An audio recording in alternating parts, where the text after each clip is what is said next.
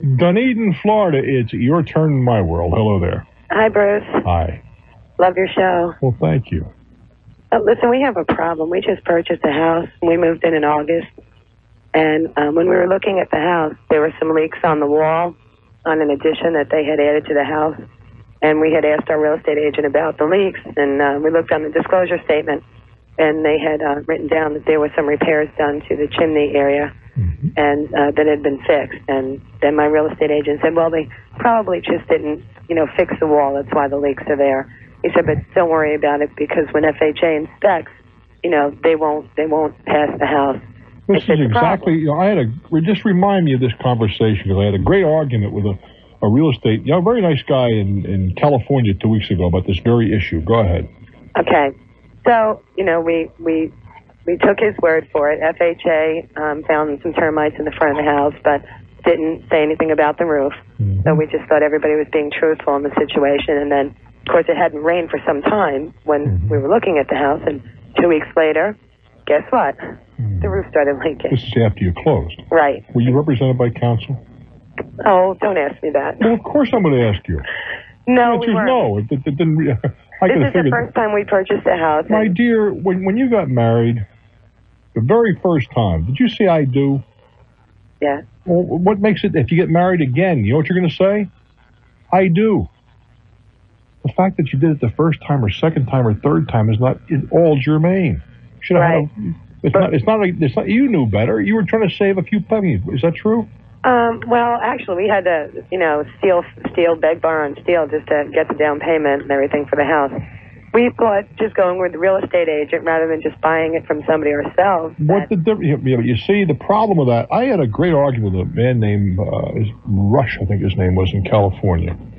And he was telling me why it's absolutely unnecessary for a real estate agent or for a lawyer when you have a realtor involved. Well, I'm going to tell you why in just a minute. Stick around. I'm Bruce Withers. This is Talknet. I am chatting with a lady in Dunedin, Florida. She looked at a house. She liked the house. As a matter of fact, she and her husband fell in love with the house. A few stains on the walls, but the real estate guy assured them not to worry. There was some damage done. It's on the disclosure, and they just probably didn't clean up afterwards. And you don't have to worry because the FHA inspector is coming and he'll take care of it, right? Yes. Wrong. Right. As you found out. You see, as I said, I met a gentleman in California, nice guy, but a realtor, not a real estate agent, a realtor. He said, you don't need a lawyer. Because after all, a realtor will take care of things. Well, here's what a realtor took care of you, right? Like a bull takes care of a cow.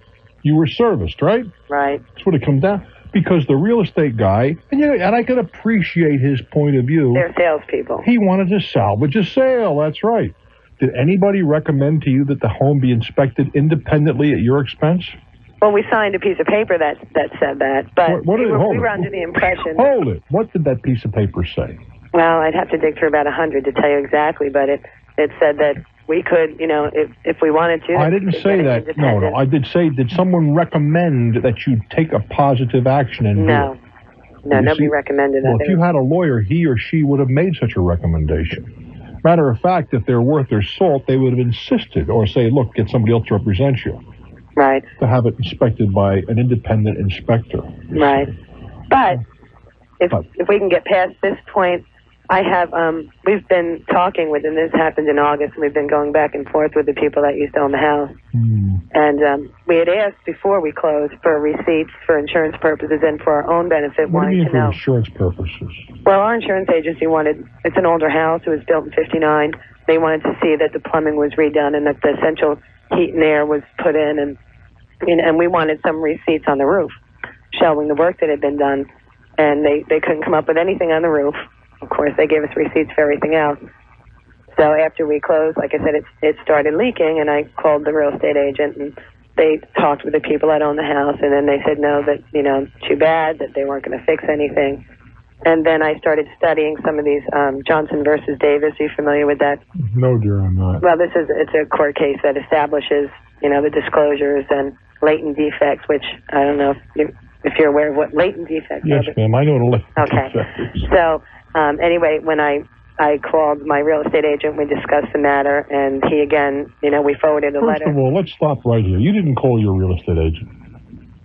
I didn't? No, ma'am. Okay. You called their real estate agent. No, I called mine. Did you pay your guy anything? No. Well, how did he become yours? He was not. This was not his house. This was listed with another real estate. Doesn't matter. He was a buyer's broker. He was a buyer's broker, purely a buyer's broker. Takes no listings. Right. Well, no, he takes listings, but this house wasn't. But he's not a buyer's broker. Okay. Not by any definition that I would accept. Well, a buyer's broker takes no listings. They have only a fiduciary responsibility to the buyer. Oh. Well, when I signed a piece of paper with this real estate that he checked off that he was a buyer's broker, so I would think that... The buyers or a buyers? That he was a buyer's broker. For a or the? I'm not sure. There's a major difference in the two terms. Right. But the broker, my dear, in most cases, you don't want to hear this. So you're how old are you? I'm 31. Well, you don't want to hear this. You're very young. But the broker was not representing you in most areas. Right. Who paid them? The people that used to own the house. They're the people that they represented, unless they were specifically a buyer's agent, not the buyer's agent. Right, because there are 2 real estates involved. Doesn't matter if they're 10. How many ways can I say this to you? Right, but here's what I'm trying to get to is all I'm trying to save you some grief next time. Right. Oh, you're going to the Fox and saying, "Hey, Fox, take a look at the chicken coop. What kind of security should I have here?" There will be a lot of things we do differently the next time. Bet your life. Go ahead. Okay, so because you see, this case, the agent is vulnerable. Right. Because they gave you a bad answer. Right. And so I did some research, and we sent them another letter, with some of the research attached to it, showing them, the disclosure statement. They filled it out, and it really, they left blanks. It wasn't filled out properly. And the agent took this as a statement. Not the agent that I used, but the other agent. No, your agent did too. Right. Yes. Yes, you're right. They both took it. Did your agent not have access to that? Of course they did. Yes, they did. Thank you. Anyway, we got a letter from their attorney saying that it starts, with we've been asked to contact you in regard to settle this complaint. This is the seller's attorney? The seller's attorney. Go ahead. And it says, please understand that they believe they've done nothing wrong. They wish, however, to be good neighbors. They realize that you are a young family with many pressures. Quite nice of them, isn't it? Yeah, go ahead. And the bottom line is that they say they'd give us $1,000. The estimate that we have is $1,500. Take it and run. Excuse me? Take it and run. Yeah, that's why I was pretty much calling. But the thing is, the estimate we have for $1,500, I don't know if my father's correct, but he said in roof work, sometimes when they do get into it, it could go a lot higher than that if they find something else. Problem is, to litigate something like this going to cost you more than the difference in all likelihood. Even in small claims court? Still going to cost you, because they've got an attorney, right? Yeah. The first thing their attorney's going to do is kick it up to the higher court, which they have every right to do. And as soon as it gets kicked up there, then you got to have an attorney. Because there's just so many things that these people that own the house did when we were asking them about. We were trying to find out who fixed the roof, and they didn't know. And then they called again. They said they gave us a guy's name and said that he fixed the roof and he was state certified. Then I called Tallahassee. There was no such person. Well, then why didn't you get a message at that point? No, don't take a hike, walk. Well, because this is after the fact. This is after. This is after right, this is after the fact. We called them wanting to know who fixed the roof. And there's no state certified. Well, it boils down to after weeks and weeks after that. Now it was just a neighbor that did it. And also, the house was completely empty when we looked at the house, except for the room where the leaks were. There's all kinds of furniture up against the wall, but everything else was vacant. Well, why would there be furniture up against the wall? Well, because it hides. The leak goes from the ceiling to the floor. Wouldn't it be easier just to throw a little paint on it? It would have been. They painted up, they fixed up enough other things. Well, it sounds to me like they were trying to bury stuff. But you see, and I know you're peeved at me, and it's all right. I don't care. No, I'm not peeved at you. Because I expected this. I was trying to get by the attorney part. Well, but here's the problem. You see, you just I asked you a specific question earlier, right? Right. And you said, I have to go through all these papers. Every single solitary scrap was prepared by a lawyer. Now, given all of that, and you sound like a very articulate and erudite young lady. You looked up the precedents and whatever, right. and I salute you. I've done a lot of homework on this. But what do you do for a living, by the way? I own a consignment store. Well, wouldn't it be, I bet you'd spend a whole lot more of money if you spent your time in the store and let a lawyer do what he's supposed to do instead of trying to play a lawyer. Right, but I'm trying to go back to school to become a lawyer. Is that right? I kind of had some fun with it. Well, that's another story. Where do you live in Florida? In Dunedin, by Clearwater. Well, in that case, you'd be going to Stetson. Well, I have to finish up my, I have an AA degree, so I have to go to USF. Well, the only law school in your area is Stetson. Right, in St. Pete. That would be after I finish my bachelor's. My daughter graduated from Stetson not too long ago. Oh, great. So I have a lawyer in the family, too. But I think that's great to go back to school, and it was fun. It was a good experience. Well, yeah, my kids are older now, so. Well, it's a good experience, but the point is really, and I'm saying this more for people who are eavesdropping than for you, although you probably buy another home. It is a complicated procedure. And I know in Florida is another state where they say, we use escrow companies, a lot of people say. And I understand that because I purchased real estate in Florida. And it is my contention that only a fool goes into a real transaction without an attorney reviewing every single document. Right. Or maybe I better say a fool or someone who is uninformed. One or the other. Right. We were uninformed. We thought the real estate would. Yeah, but that when you have a dental problem, it's very unlikely you go to your plumber. Right. When you have a legal problem, real estate people serve a very useful purpose. Their function is to bring a buyer and a seller together. That's their purpose, and they do it well, and they earn every nickel that they're paid. I've never had a quarrel with that. You don't think when this lawyer sent us this letter, although on the bottom of it he says, this is no admission of guilt. Well, he's going to always say that. Right, but I mean for them to say, we just want to give you $1,000 because we're good neighbors. Well, now you know better and I know better. Oh, absolutely. I kind of laughed. But the attorney would not be serving his client. I mean, you'll see literally millions of dollars changing hands with corporations been accused of one thing or another. Right. But there's no admission of guilt. Right, but I think just in this letter is an admission of guilt. No, it's not. He said. It is not an admission. No, even though he very carefully said so. Right, but I mean, my neighbor wouldn't give me $1,000. That may give me $1,000. That may or may not be the case, but it is not an admission of guilt. Right. Because he said this is not an admission. In a court of law, it's not an admission of guilt. Do I think they screwed you? 16 different ways. Right, and these people have a lot of money. I know that doesn't matter, but it doesn't matter, except it means they have something to go after. But I think for the difference, if I were you, I'd take it and run. Okay. And learn from the experience. That's what I told my husband to do, but he's been trying to call you for weeks. Well, you notice who's on the phone talking.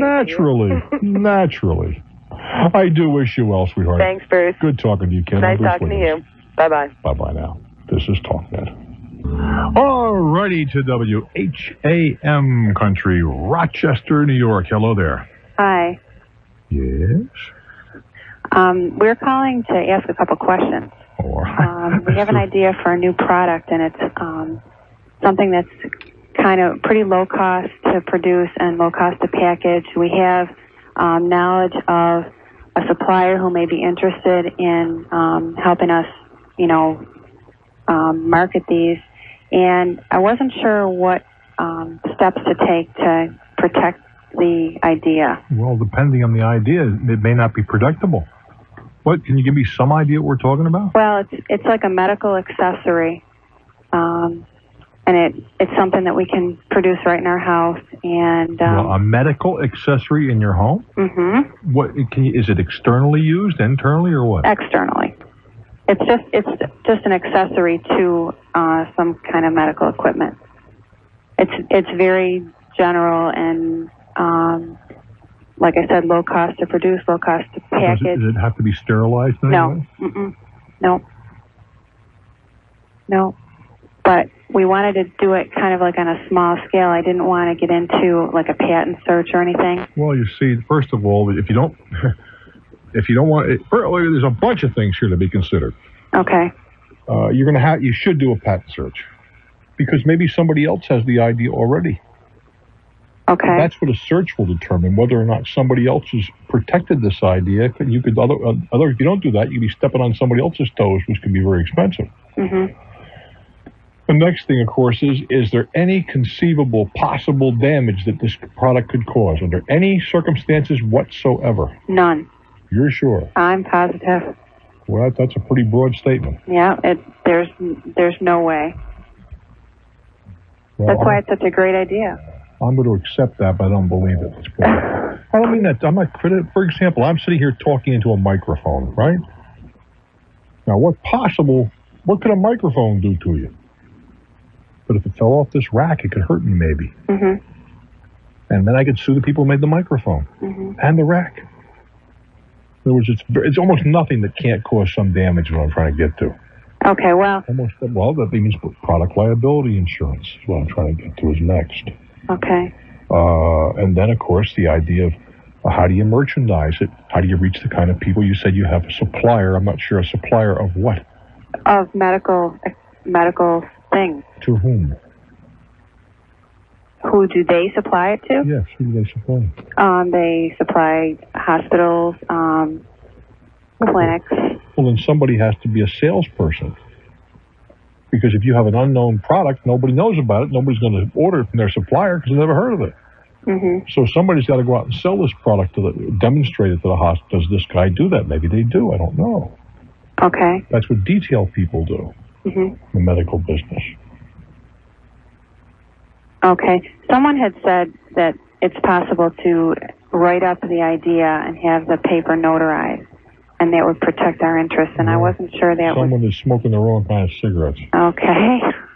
That doesn't protect you. Okay. If it's a literary thing, it'd be different. It's a literary thing, then writing it up, there's a certain amount of ownership of authorship that can be proven. Uh-huh. That's what copyrights are all about. Relatively simple process. Okay. And this business will write up your idea and send a letter to yourself and don't open it and so forth. I mean, that's all very well, but as a practical matter, it's rather like, do you have children? Yes. Children play games. When you grow up, you start to do it seriously. Now, the question is it going to be a game for a child or is it going to be a serious business? Serious business requires serious money and serious commitment. Now, I don't know if I don't know, A, if it's patentable at all, and B, whether someone else has patented it, and C, is it worth patenting? Now, those are all, and there's certainly I don't know anybody can tell you the third. I mean, there are a lot of people look and think, oh, what a crazy idea. That crazy idea made people millionaires. Right, like the Halloween bags that somebody painted the faces on and they stuff them with leaves. There you go. And that backpack that so many young people are wearing with their kid hanging out of them. Right. So that there's nothing. I would hate to be the guy to make the decision whether or not it's worth spending money on. But that's a decision you have to make. If it's good enough to spend your time on, that's good enough to go the route with. Now, you realize if you don't do any of those things and you do put it in the marketplace and it does look like something, somebody else gets a patent, you're out. Well, that's why I can't tell you what it is. But do you understand what I'm saying? Yeah. You put it into the marketplace. Okay. Without patenting it. Okay. I see it and like it. I get mine in first. You're done. Yeah. Okay, so there's no way of protecting unless you have a patent. No, ma'am. Well, you can protect the name. And how do you do that? Well, that can be registered once it's in commerce. In other words, for example, you're a young woman, but you probably recognize a piece of plastic about around 30 inches in diameter. Probably in a loop about 30 inches in diameter, and the plastic itself would be a piece of pipe about the hula hoop. Exactly. Yeah. But hula hoop, you see, is a protectable name. Right. But the plastic around your waist is not protectable. But you can't call it a hula hoop. Okay. You understand the difference? Right. Okay. I do wish you well, dear. Okay. Thank you very much. You're welcome. Bye. I'm Bruce Williams. This is Talknet. Lafayette, we are here. Hello there. Yes, Bruce. Hi. Yes, I got a problem with a mortgage company. Talk to me. Okay, my house has been in condemnation for a couple of years for a highway project, and we're settled up, and they're buying the property and the home and all. And now we've called to get the payoff on the mortgage. Was the settlement considerably higher than the mortgage outstanding balance on the mortgage? Yes. Okay, there was no question about it being deficient. No. Okay, go ahead. They're charging me some legal fees of about $4,000. Who is? The mortgage company. $4,000 for what? They said that they have an attorney that's been working on the case also. Working on what case? It's been through the courts, the Attorney General. We didn't settle up right away. No, you protested the condemnation. Yes. Were you represented by counsel? Yes, I was. Did you encourage the mortgage company to become involved in any way? No, I did not. As a matter of fact, did you tell them about this? No. No reason to. No. Why? Once they started on it, they sent the Attorney General had sent something to the mortgage notified the mortgage company and a condemnation was ordered. And I'm sure they have a right to appear if they chose, but I don't see why you should pay for that. Well, I don't, I've paid my attorney a pretty good sum. Well, without respect to that. And I just don't see how I should have to pay them. And the attorney told me about it the other day, and he's trying to protest it, but he don't think we have a very good chance. Your guy? Yeah. Why doesn't he say you have a good chance? He didn't really give me a good answer for that. And I don't want to spend any more on attorneys, so I was just going to get your opinion. Well, it seems to me that the mortgage company has a responsibility to protect their investment. Yes. Now, how much did you receive for the house? $111,000. And how much was your outstanding balance? $74,000. All right. So it would appear that how much was the condemning agency's initial offer to you? Well, they were going to just take initial. How much? $3,900. $3,900? Yes, they were just going to take a partial, and they decided that. All right. Let's get past the $3,900. Okay. When they started to take the whole thing, what was their first offer? They never did. This was the first offer. $3,900? No, the 111. They immediately they took 3 years and hold on. Okay. You took whatever they offered the first time is what you wound up with. Yes. They said that was final. Well, I don't care what they said. Then your attorney didn't pursue it or did pursue it, and he said lost. That's all we could get. What did he charge you? 33%. So he charged you 33%, and he got you nothing more than they offered without... Yeah, I feel really unfortunate here, but he knows he's got his money. Well, the problem with that scenario is you should have gone into the hard money, easy money deal. If they offered you 101, he shouldn't have even got a piece of that. That's what I thought. But I don't think that's another program for another time, but I don't see why you should owe the mortgage company attorney anything. I think your own attorney did you dirty. I'm Bruce Williams. This is Talknet.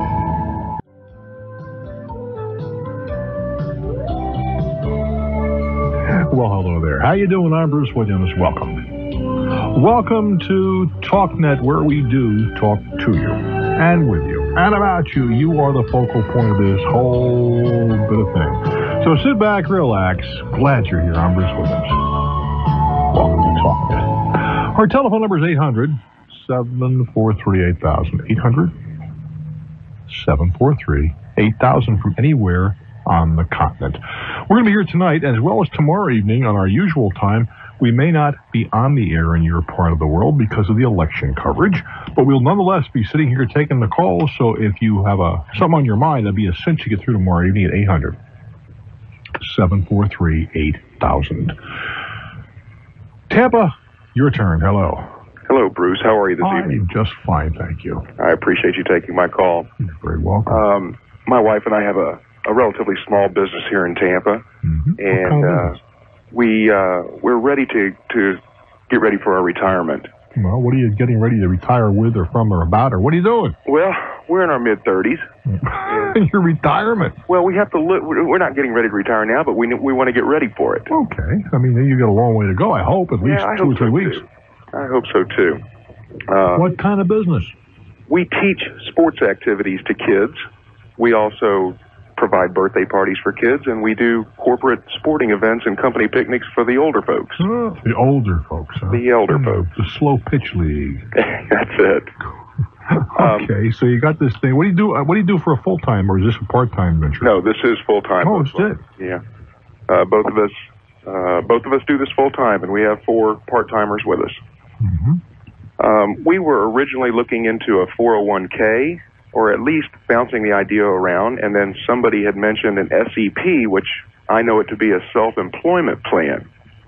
So I called my accountant, and I asked for his advice on this, and he suggested that the tax ramifications on both of these programs may be such that we would want to look to another vehicle. That's very possible. What did he suggest?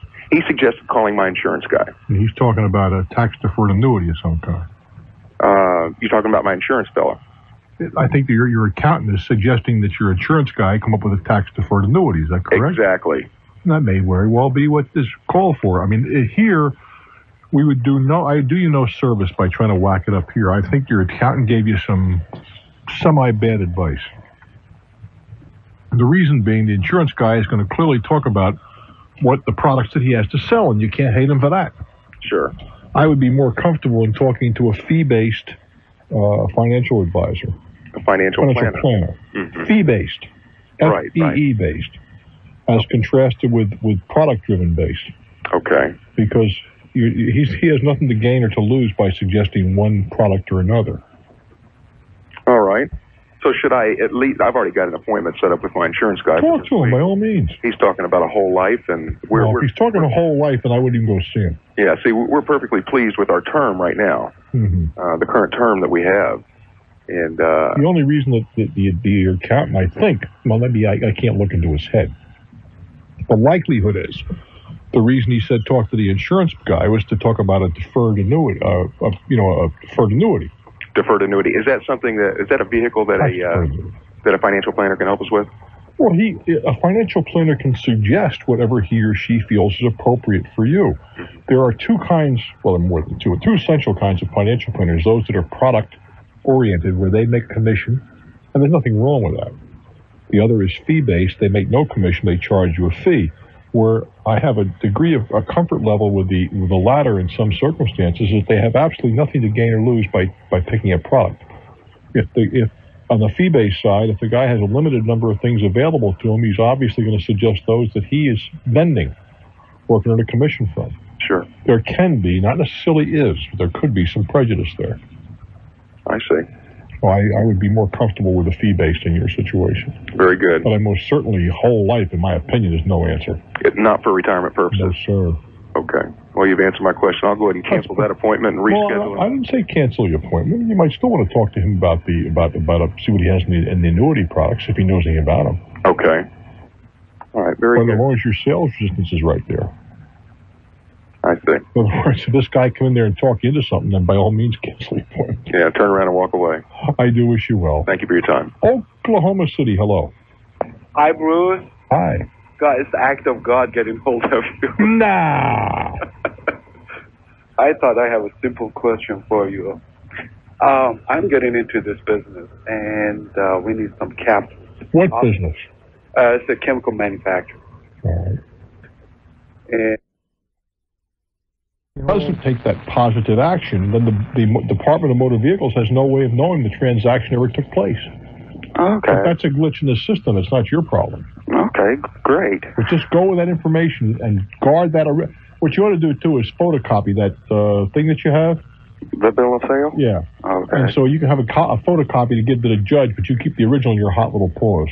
Okay, there's one thing about the bill of sale. I'm afraid to ask. Well, it states the name and the model of the car, and it's got our name on it. It doesn't have the VIN number on it, though. Well, you should have put that on, but I think that ought to be sufficient. Okay. But next time you were halfway home, but the VIN number is what identifies the car. How old a car was it? It's a 75 Pontiac. All right. The likelihood is of 275. I think you're okay. Okay. I do wish you well, guy. Okay. Get to court on time, though. Oh, I will. Okay. We're going down east to Portland, Maine. Hello there. Hi, I have a question for you. Let us talk. All right. Next month, I'm driving from Portland to Prince Edward Island. And, of course... where is Prince Edward Island? In Canada. Where? Near where? This will be my first trip up there. I know it's about 500 miles, but that's about all I can tell you. Okay, I don't know where Prince Edward Island is. Go ahead. Okay, well, I know it's in Canada. It's on the eastern seaboard. Boy, you really got that pinned down, don't you? Yeah. All right, go ahead. You have to go up is that up through Nova Scotia? Yes, it is. And you got to go across the ferry. Right, I have to take the ferry over. Yeah, otherwise you go around the Horn, which is a long, long ride for no reason. Exactly, and I've only got a week, so... Okay. All right, the reason I'm calling, first of all, this is my second trip to Canada, but it's the first time I'm driving. Mm-hmm. And I need to know what I should take regarding certain documents. Well, first thing you do is check with your broker. All right. And make sure you have the appropriate Canadian insurance. All right, I've done that. Okay. I did do that. And you have a card to prove that you have the appropriate Canadian insurance. Yes, I do.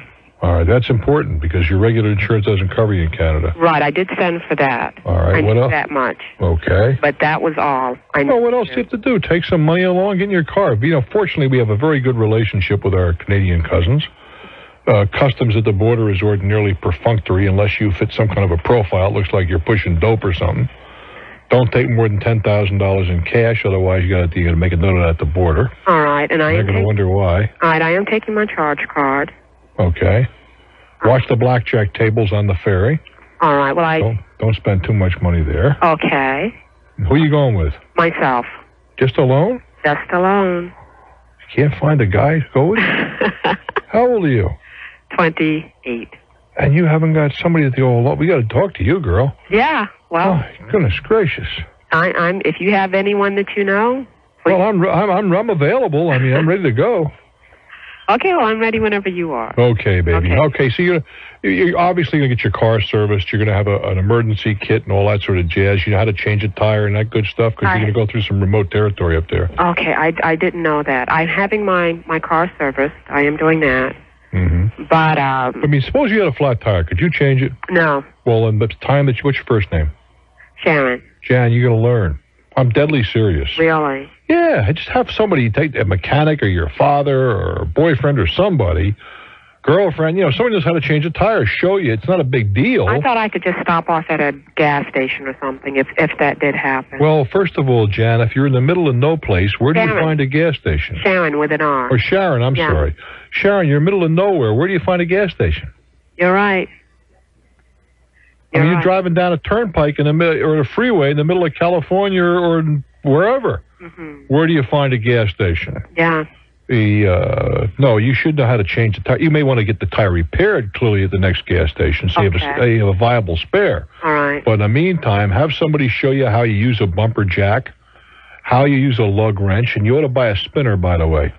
All right. I have no idea what that is, but they'll tell me. I will tell you. All right. It's a lug wrench, which is in the form of a cross, and it has 4 different sizes on it. All right. And the reason I'm telling you that is the lug wrench that they give you in your automobile is also the jack handle on your car. All right. And they are cheap, okay? All right. And they tend to bend, and they don't give you the leverage that you have because you only use one hand instead of 2 hands. All right. And if your lugs are a little tight, and you might want to have those checked too.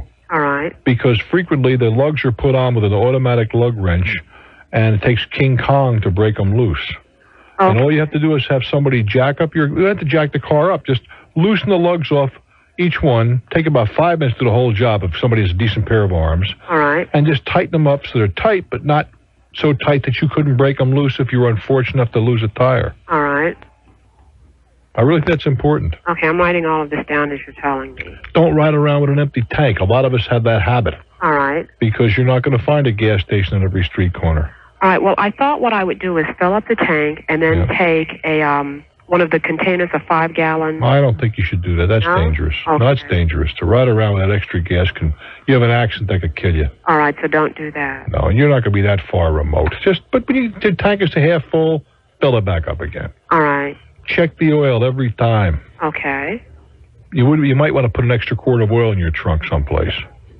Okay. You buy that at any supermarket or gas station. All right. Have some flares in your car. Okay. Buy that at any auto supply place. Just in God forbid you break down in the middle of nowhere, you got to change that tire. The last thing you want is some trailer running over you. Right. So you put the flares out so they can see you. Okay. All right. I've got all of that down so far. I think you're going to do fine, kid. Okay, now can you tell me, once I get there, any sites you recommend? I don't know the area. I apologize. I do know the road up through Nova Scotia, and I know the ferry. And I think you'll enjoy yourself on the ferry. You have an option whether you want to take a cabin or if you just want to hang out. And you can play, as I said, you can play blackjack and that kind of stuff. All right. And that's on the ferry? Okay. But aside from that, there's nothing I can recommend to you up there. I don't know the area that well. Okay. And my recollections are somewhat vague. All right. Okay, well, I've gotten everything you've told me so far. You sound like what do you do for a living, Sharon? Legal secretary. Oh, you sound like a hip lady. I hope you have a real great vacation. Thank you. Take good care, honey. Okay, bye. I'm Bruce Williams. Stick around. This is Talknet. Talknet. 1-800-743-8000. Chico, California. Hello there. Hi. How are you? I'm real good. I'm interested on some guidance on whether or not to add on to our home. All right, let's talk about it. We purchased it about 8 years ago, and we really like it, but we've had 2 kids in the meantime, and it's gotten too small. Well, that'll happen. And we put it on the market during the spring and early summer, and we got very few bites, very few even lookers. And so we have just refinanced it. Mm-hmm. And I'm interested in knowing if it's a good idea to add on some square feet to this place, or maybe stick it out 3 or 4 more years. And well, let's kind of examine a number of variables, shall we? What is your first name? Julie. Julie, let's talk about a lot of variables here, shall we? Sure. Let's talk about the very practical problems first. How big a lot do you have where you are now? The lot is kind of irregular. I honestly don't know the size. It's big. All right. The point being, does it lend itself to allowing you legally to add to your home? Yes. You can do that without any question? Yes. All right, fine. Can your home be added to in a relatively architecturally pleasing fashion? So it's, you've seen some places they add on to and you wonder if the guy was drunk when he thought about doing it. Well, can it be added on to so you when it's done, you have a complete picture, it's pleasing to look at? That's what we're hoping. We haven't consulted an architect yet, but we're hoping we could come up with something that would look fine. It has. Okay, well, that's a must. That's a must. Okay. I mean, and if the architect cannot come up with something that doesn't look jury-rigged, then that shoots the idea right down. Okay, let's assume, for the sake of discussion, that can be done, that you can add a room or two, you can go up, around, about, or whatever, all right? Okay. Then the next question, let's talk about your neighborhood. Do you like it? It's fair. That was a lousy answer. I love the neighbors, but the neighborhood is not the greatest. I would not add on to the home. Okay. I'd stop right there. Okay. I mean, you just failed one of the very important tests. Okay. How much is your house worth right? Well, we don't know what it's worth because it hasn't been sold, but how much are you asking for it? It was just appraised at 102. All right, say $100,000. Mm-hmm. But it's not selling at $100,000. No. No, people are not beating the doors down. Okay. No. Now, how much is the most expensive house in the neighborhood worth, Julie? Not much more than that. In that case, you failed another test. Okay. The last thing you want is the most expensive house in the neighborhood.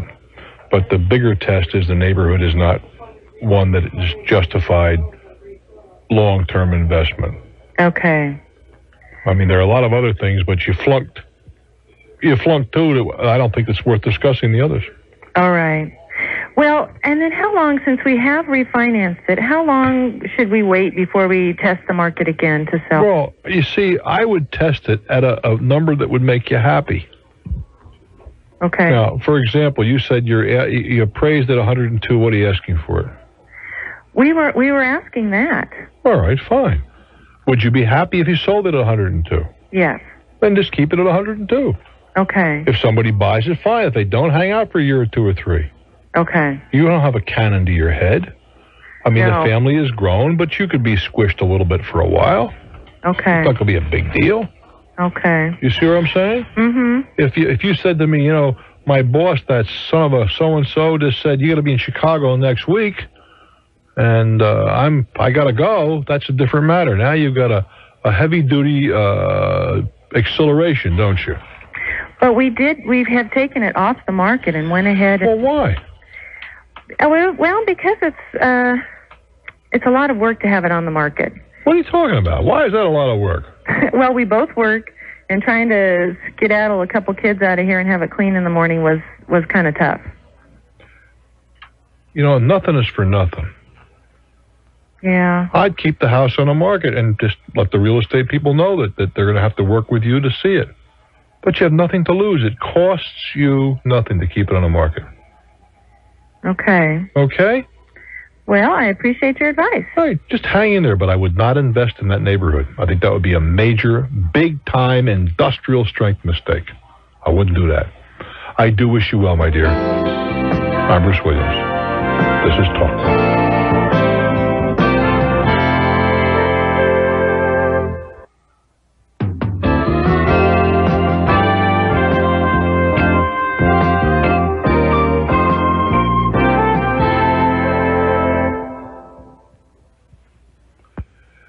Andover, Minnesota. Hello there. Hi. Hi. How are you? I am fine, thank you. Well, that's good. Well, I have a question about a game. Game? A game. What kind of a game? Well, I kind of revised one of Milton Bradley's games. Well, Milton Bradley will take a very narrow view of that. Well, that's what I'm wondering. Is there any possible way of me marketing it? No, ma'am. There isn't. Not unless it's clearly not a ripoff of that. They will come after you like a cloud. Really? Sure, they protect their interest, and understandably so. Even if I made it more funner and people love playing it? That may be, but it's their game, and you can't mess with it. Oh, the darn. I mean, if you want to submit to them an idea, but they're going to say they don't even want to talk to you because they're afraid to talk to you. So they just take the game anyways. Well, it's theirs. Right. What do you do for a living? Quality control. In what kind of a company? In a medical company. All right. Well, suppose somebody came along and said, "Wow, we can take one of your products and we could make it zippier, put it in a new package, and people are going to love it." What would your company reaction be? Well, they'd probably get mighty upset. Not by the hair of your chinny chin chin is what they'd say, right? Yeah. Yeah, well, you got the same problem here. You can't do that. Now, what you can do is write to the company and say, I've got a great idea to improve your product, that I've changed the rules or whatever you've done, and found it to be, it's almost, does it make it into a different game? No. It's basically the same game. I just changed a few things and made it where it's more compatible, whatever. Well, you can write to them, but you certainly can't rip them off. I see. Not allowed to do that, honey. Okay. Do you look good in stripes? Pardon me? Do you look good in stripes? No. Well, you kind of like having your hands on those 1.25-inch bars? No. You don't care for that, huh? No. Well, I don't think we're going to put you in jail, but they very more likely would sue you. Okay. I'd hang away from that one if I were you. Go and bet your own game. All right. Good luck, love. Thank you. I'm Bruce Williams. Stick around. This is Talknet. Let's go to Coeur d'Alene, Idaho. Hello there. Well, good morning, sir. How are you doing, baby? I'm just doing fine. It's so good to talk to you after listening to you for years. Well, thank you very much. What's on your mind? Well, first time I've called and I need some expert advice. Well, I don't know about the expert. I'll put Stu on, but if you want to talk to me, that's okay, too. No, you'll do just fine. Okay. I'm going to the New England states in a couple of months. Where? Boston, Vermont, and Maine. All right. Vacation time? Beg pardon? Vacation time? Yes, Okay, super. Go ahead. Enjoy yourself. For 10 days. Yep. And I wanted to know if you could give me any handy hints. I'm going with a couple of my cousins, and they didn't want to book any tours. They wanted to do it on their own. Well, I'm inclined generally in that direction. There are some exceptions, but in general, I prefer to do that. You're flying, what, to Boston? Right. And you got 10 days. 10 days, Wow. That'll be an eternity for me. Me too, really. Yeah, I'm the guy that goes around the world over a weekend, you know? Oh, well, I don't go too many places, but this is a trip of a lifetime. Well, why don't you guys work in New York City? I wanted to do that, but they were afraid there wasn't enough time. Oh, nonsense. In 10 days? Yeah. Clearly, plenty of time. You want to go for the foliage and all that kind of stuff, right? Well, you can do that going right down the parkways between Boston and New York. Oh, really? If it were me, well, tell me a little bit about you guys. How old are you and what are you looking for? Well, they're in their middle 50s. I'm in my early 60s. All right. If it were me, I would do the corridor Boston to New York. You'll see all the foliage that you can handle. You could, on the way down, Boston is a lovely city. You could do a couple days in Boston. Right. All right? And you come down I-95. You could visit Mystic Seaport. I'm trying to think of that other. Stu, help me. There's something village up there in that area. It's a. Oh golly, it's a colonial restoration. I can't. Oh, think that of the Plymouth name Village? No, that's not the one. Oh. But there's another one up there. Trust me, Anna. You'll find it. There's a couple, three. I would come down, and you might want to go to West Point, which is certainly worth your attention. And then come into New York City, and there's just so much to do there. I would not keep to a hard itinerary. You'll not have any great problem finding accommodations. Okay, that's what I was really... Well, the weekends during the foliage season can be troublesome. You want to bed down early if you're going to be on the road. About 4 or 5 o'clock, start hitting the motels. All right. Because that might be a problem, particularly on weekends. Okay, well, mainly we're going to be there just one weekend and during the week. And you might want to drop by Newport. You go across the bridge over to Newport, Rhode Island. Oh, okay. That's where they had, the America's Cup races and all that stuff over there. Yeah, I'm a West Coast person. At Newport, hear me out now. Right. At Newport, they have what are called the cottages. And I believe that there are 7 in number. 1 is enough for me. The cottages were the mansions of the super wealthy of the latter part of the 18th, first part of the 19th century. 20th century, excuse me. The Great Gatsby was set in that area, if memory serves me. But the Vanderbilt estate, I think there's 78 rooms in the cottage. Certainly worth going through. It's run by a historical society. And then you get into New York City. I mean, it's endless, the things you can do. The World Trade Center, a couple of plays. The Intrepid, which I think is where Ellis Island is now available. The Statue of Liberty. The Empire State Building. I mean, there's museums are endless, as are the restaurants. I mean, to me, if you've not been to the East Coast before, and I take it that's the case. That's right. Not working in the 2 major cities, Boston and New York, would be a tragedy. I see. Very good. Okay, one of the main things I was interested in was the foliage. I mean, how much? It's like going to the Rockies. You see some great mountains and there's some snow on top. Now what? Yeah, that's true. How long can you look at the Grand Tetons? That's very true. We had kind of hoped maybe to go spend a day or so at the Cape in Boston too. Now I've never been there, so I don't know. A day maybe. I mean, it depends on your pace. I would say 3 days in Boston, day in it's only it's a 1 day. It's just a short ride from Boston to New York. Living out here, and I was born and raised in California, it took a long time to get any place. So it's hard to visualize everything so close. Well, it's like, 2,500 miles from Boston to New York. It's an easy drive. All right. And you'll get all the foliage in the Teutonic Parkway and the Wilbur Cross and the rest of them. You'll see more foliage than you can shake a stick at. You might want to stop in Hartford on the way down. And there are museums there and whatever. But that's only a 3 or 4 hour proposition. Oh, that's wonderful. But I would get down. I would not miss New York City. And if you could arrange it, fly into Boston and fly out of New York. Oh, I see. Well, we've got both going and returning from Boston. Well, then of course the car will be cheaper if you do it that way. But that's not 10 days. You have plenty of time. Okay, that's wonderful. Get them both in. Good deal. See, I knew you could help. Well, I hope you have a great trip. Oh, thank you so much. And just keep on the air, all right? Do my best. Okay, thank you again. Thanks much, hon. I'm Bruce Williams. Hang in for more. Glad you're here. This is Talknet. Talknet. 1-800-743-8000.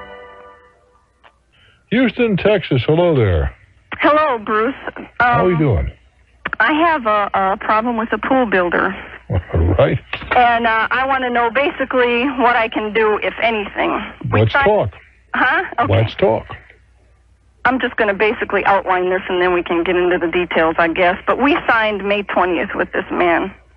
And when he asked when we'd like it to be done, we asked for July 8th. It's now August 12th. That's an interesting... how did you pick July 8th? Why not July 9th, July 6th, July 10th? My daughter's birthday is June 21st, and we were going on vacation, which we put off because of all the problems we were having with him. That was our date to be home. Okay. So he didn't get the job. Clearly, he didn't get the job. What kind of pool are you building? It's a gunite pool, in-ground. Okay. All right, fine. And, so why has he not completed the pool? this is a good question. I mean, give me a good answer. We have had major problems. I mean, he forgot a return line. We had a spa. I found that out because of the way the plumbing was situated. The paver came to do his paving, and I asked him about this joint that was in here. Well, he came back the next day and said the fella forgot to put the return line into our spa, which meant no water to our spa. No return line. Exactly. What a major oversight that would be. Major. Which he assured us was no big problem. He had done it before. Which, in talking to other pool builders, they said, well, you don't really want to make this mistake.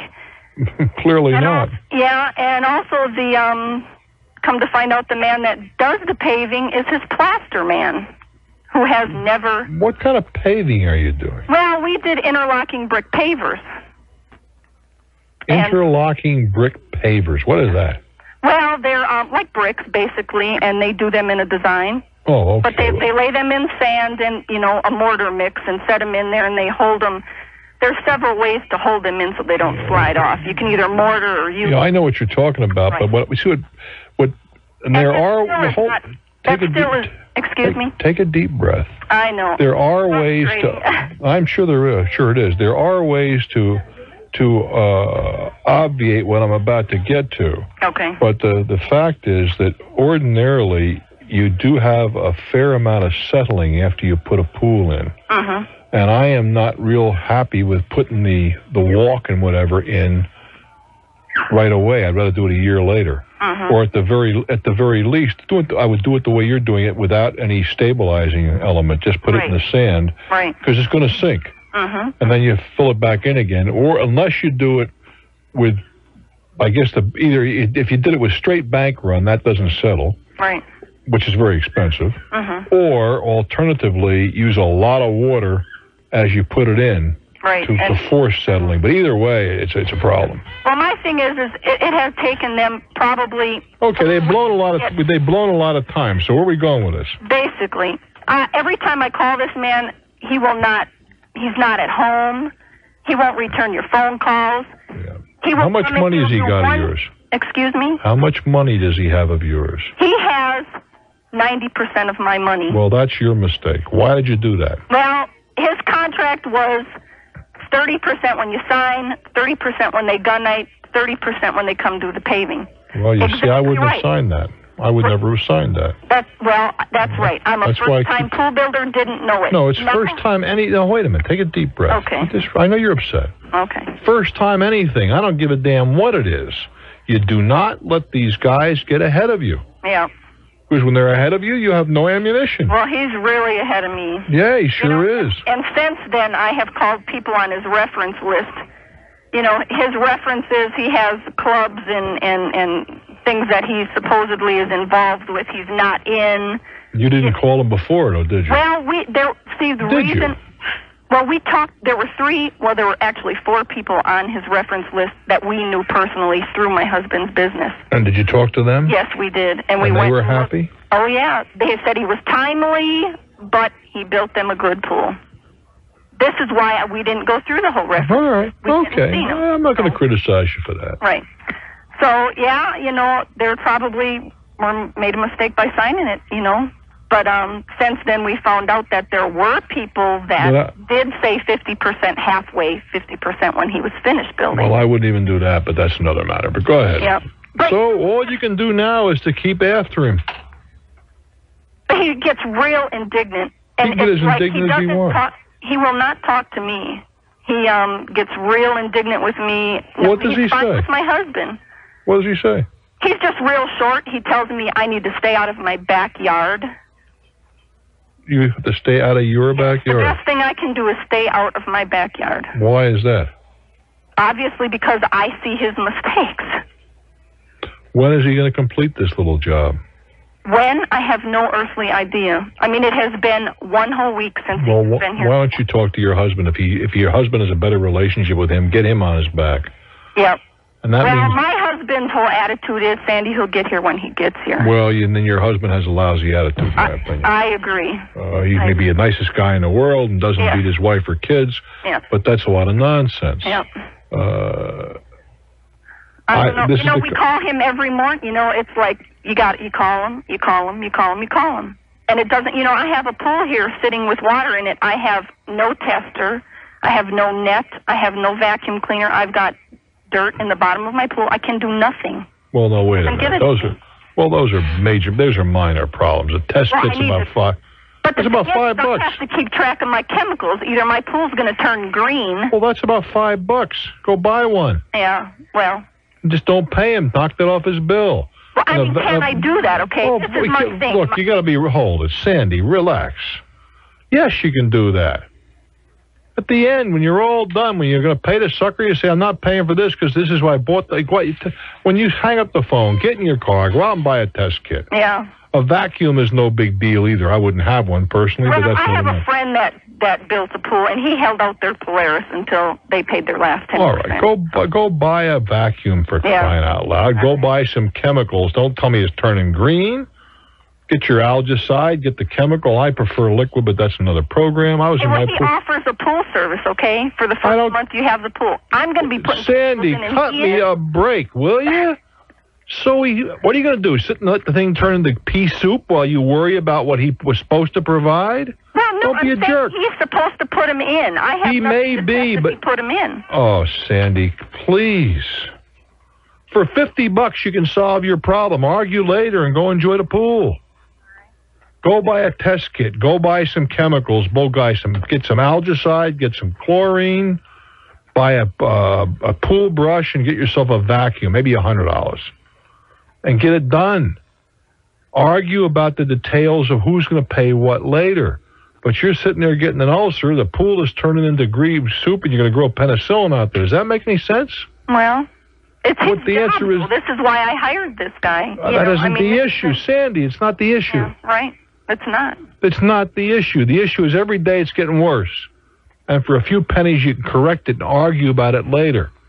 And instead of spending your energy... Thing. I've had to argue with this man the whole entire time. Look, and I have to turn you loose, Sandy. Okay. You chose a lousy contractor, and you haven't handled this well from the outset. You gave him too much money up front. True? I didn't know that. No, we had other people build it, and they did the exact same thing with their contractor. Didn't have a problem. That isn't the issue. Well, I don't know how many ways to say this to you, Sandy. Yeah. Never let a contractor get ahead of you. I'll repeat that to me. All right. Say it. Let a contractor get ahead of you. That's right. Now, if he gives you this crap about, well, look, I don't know if you're ever going to pay me and so on, you say, I'll tell you what I'm going to do. I'm going to call my lawyer, and I'm going to give him $10,000, and we'll put it in escrow. Yeah. How much did this pool cost? $21,000. Fine. I'll give my lawyer $20,000 in cash. It goes to an escrow account. And as soon as I'm happy, you can have the money. Mm-hmm. Now, you know that way the money is guaranteed. I can't get it back from the lawyer. So you know the money is available. I can't stick you. On the other hand, you don't get paid till the job is done satisfactorily. I don't care if it's putting in kitchen cabinets, fixing a foundation, a sprinkler system, a new roof, no matter what it is. Mm-hmm. That's the way to handle these things. All right. Now, you didn't do that, and I understand that, and I'm not criticizing that. But now you're getting caught up in this nonsense of, but this isn't right. Honey child, the world is not right. It's sad. Well, that's not sad at all. That is sad. Hey, let me tell you something. People who have cancer, that's sad. Somebody you can trust, and you can't sweetheart, trust anybody. Do you have cancer? Do I? Yes. No, I don't. Well, then you ought to thank God that you're healthy. Well, I do that every morning. All right, then. So these little minor things in your life are just minor issues. Treat them like minor issues. Well, go out to the pool store, get yourself some $21,000 is... That isn't the issue. The issue is... No, it's not. It is not the issue. The issue is that you're hung up on a lot of little minutia, and at least you can enjoy the pool, your children can enjoy the pool, by going out to a pool store, buying a vacuum cleaner, buying some chemicals, buying a test kit, getting the thing operating, and then you hassle out these minor details. All right. That's all. Hey, is your kid healthy? Oh, yeah. Yeah. Both of them are. Oh. Your husband's doing okay? Yeah. He's got a job? Yes, he does. Bill collectors aren't beating your brains out? No, they aren't. You're a very lucky lady. To get all this upset over a lousy pool, not in my opinion. Well, what makes me upset is he's getting away with it. I understand that. We'll settle that later. Right. But in the meantime, don't you want to enjoy the pool? Oh, I am. But I've gone through 12 weeks of this man that disgusts me. Well, my dear, that's life. Unfortunately, that's life. I do wish you well. But I think perspective is what we got to get here. In business, happens all the time. I'm Bruce Williams. This is Talknet. Hillsboro, Kansas. Hello there. Morning, Bruce. Hi. How are you today? I'm fine, thank you. Good. I'm a frustrated business owner right now. Small business. What kind of business? Well, I restore antique steering wheels. I beg your pardon? Yes, I'm dead serious. You specialize for real in antique steering wheels? Yes, and I held wholesale right now, most of them. Boy, that is a narrow area. What do you mean, for antique cars and stuff? Right. Yeah, mostly pickup trucks. You're putting me on. No, I'm dead serious. I also sell some parts on the side also. You know, if there's enough business to restore pickup steering wheels to keep you in business, plenty busy. I'll be damned. I've got 3 major people that I sell to, companies that I sell to, and they keep me plenty busy every month. Absolutely amazing. Okay, so we've got about 2 minutes to spend together. Tell me about it. Okay. Well, what I want to do, I want to branch off into another era of steering wheels.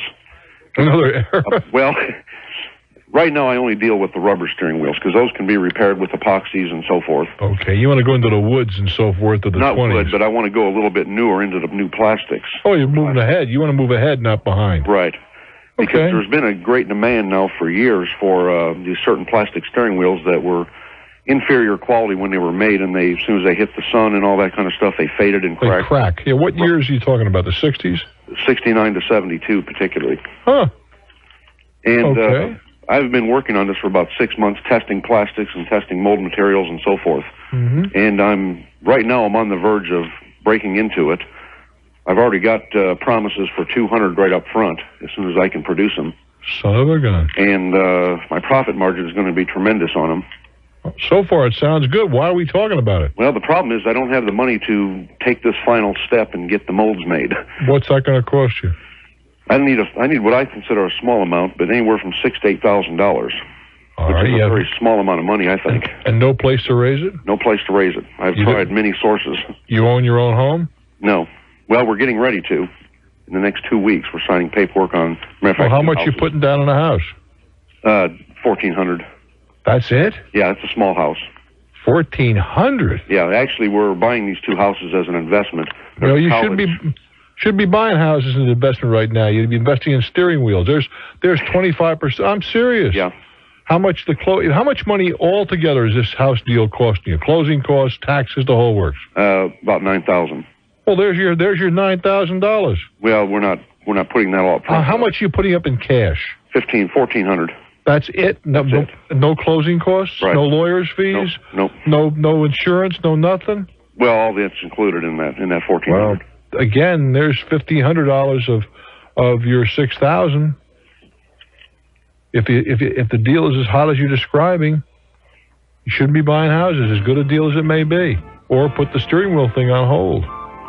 But I think if you have limited finances, you got to focus on one thing at a time. I don't think you're going to find a bank that's going to be real interested in a deal of this kind. No, they're not. How about I got to turn you loose, but take a look at your relatives, probably your best sort. I'm Bruce Williams. This is Talknet.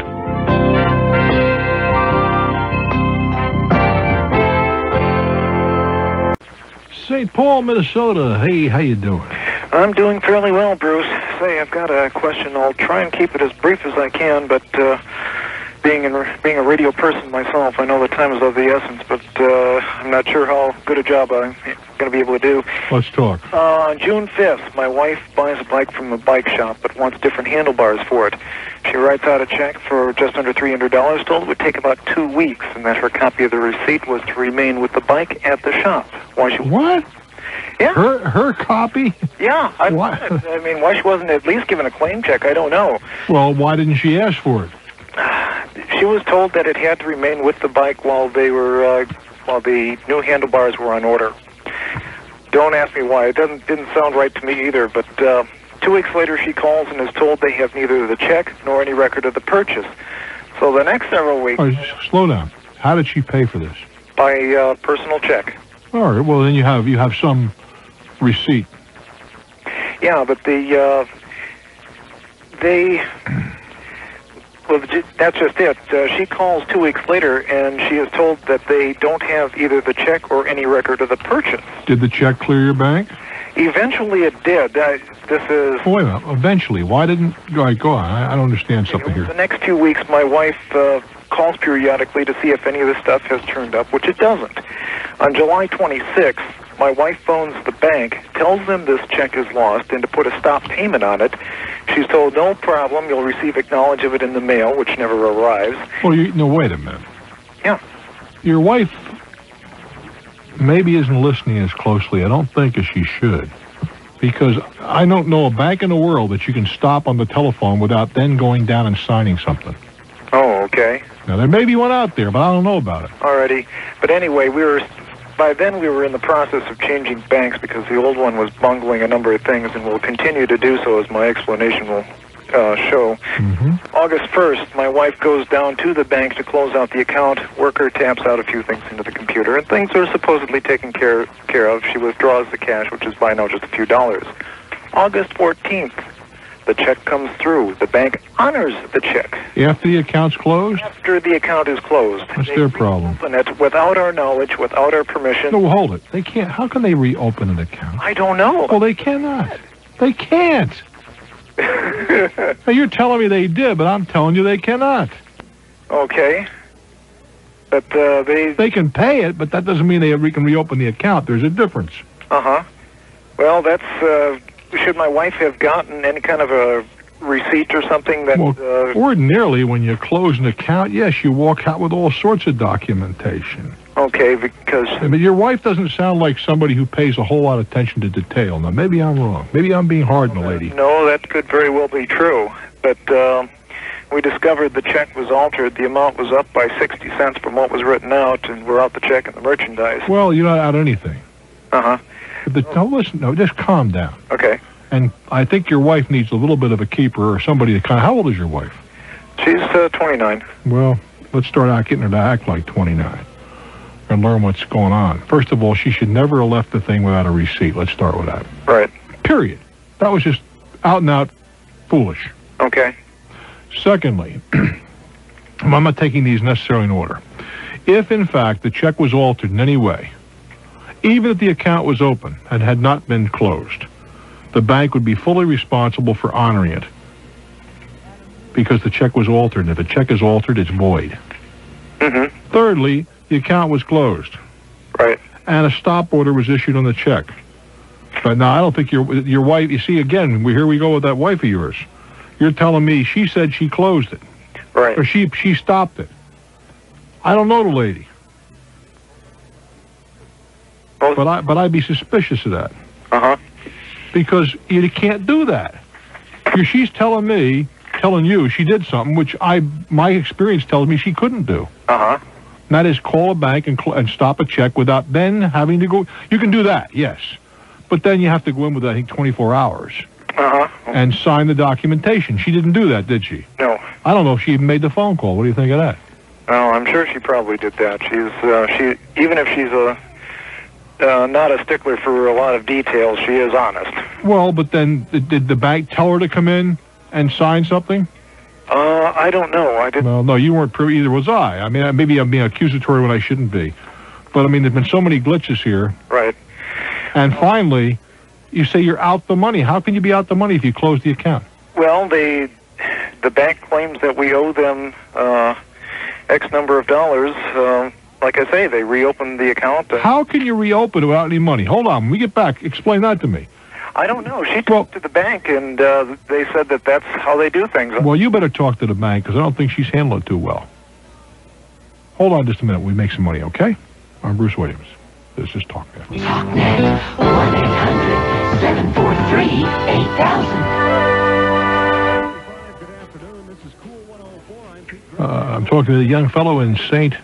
Paul, Minnesota. Correct. If there's a banker out there who wants to contravene what I've said, I'm saying that you can't stop a check without going down to signed documentation within 24 or 40 hours, something of that nature. Number 703-413-8381. 703-413-8381. Or you confirm what I've had to say. Secondly, the check was altered. So if the check is honored, then the bank is responsible for accepting an altered check. You'd have to sign an affidavit of fraud, even for 40 cents. Okay. And finally, if in fact your wife did close the account, she ought to have something to show for that, by the way. Uh-huh. She does not, I suppose. Right. She has nothing. Not to my knowledge. I wish she could be talking to you herself, but she's at work right now. Me too. I mean, yeah, there's a lot of inconsistencies in what you're telling me, the things she did, and the results of what she did. Now, if she forgot to close the account out, then we got a problem, don't we? Mm-hmm. If she forgot. But still, the problem is still the banks because of the things that I've submitted to you. The stop order, forget about, because I don't think your wife did it appropriately. Right. But the big thing is if the check was altered in any way, it becomes void.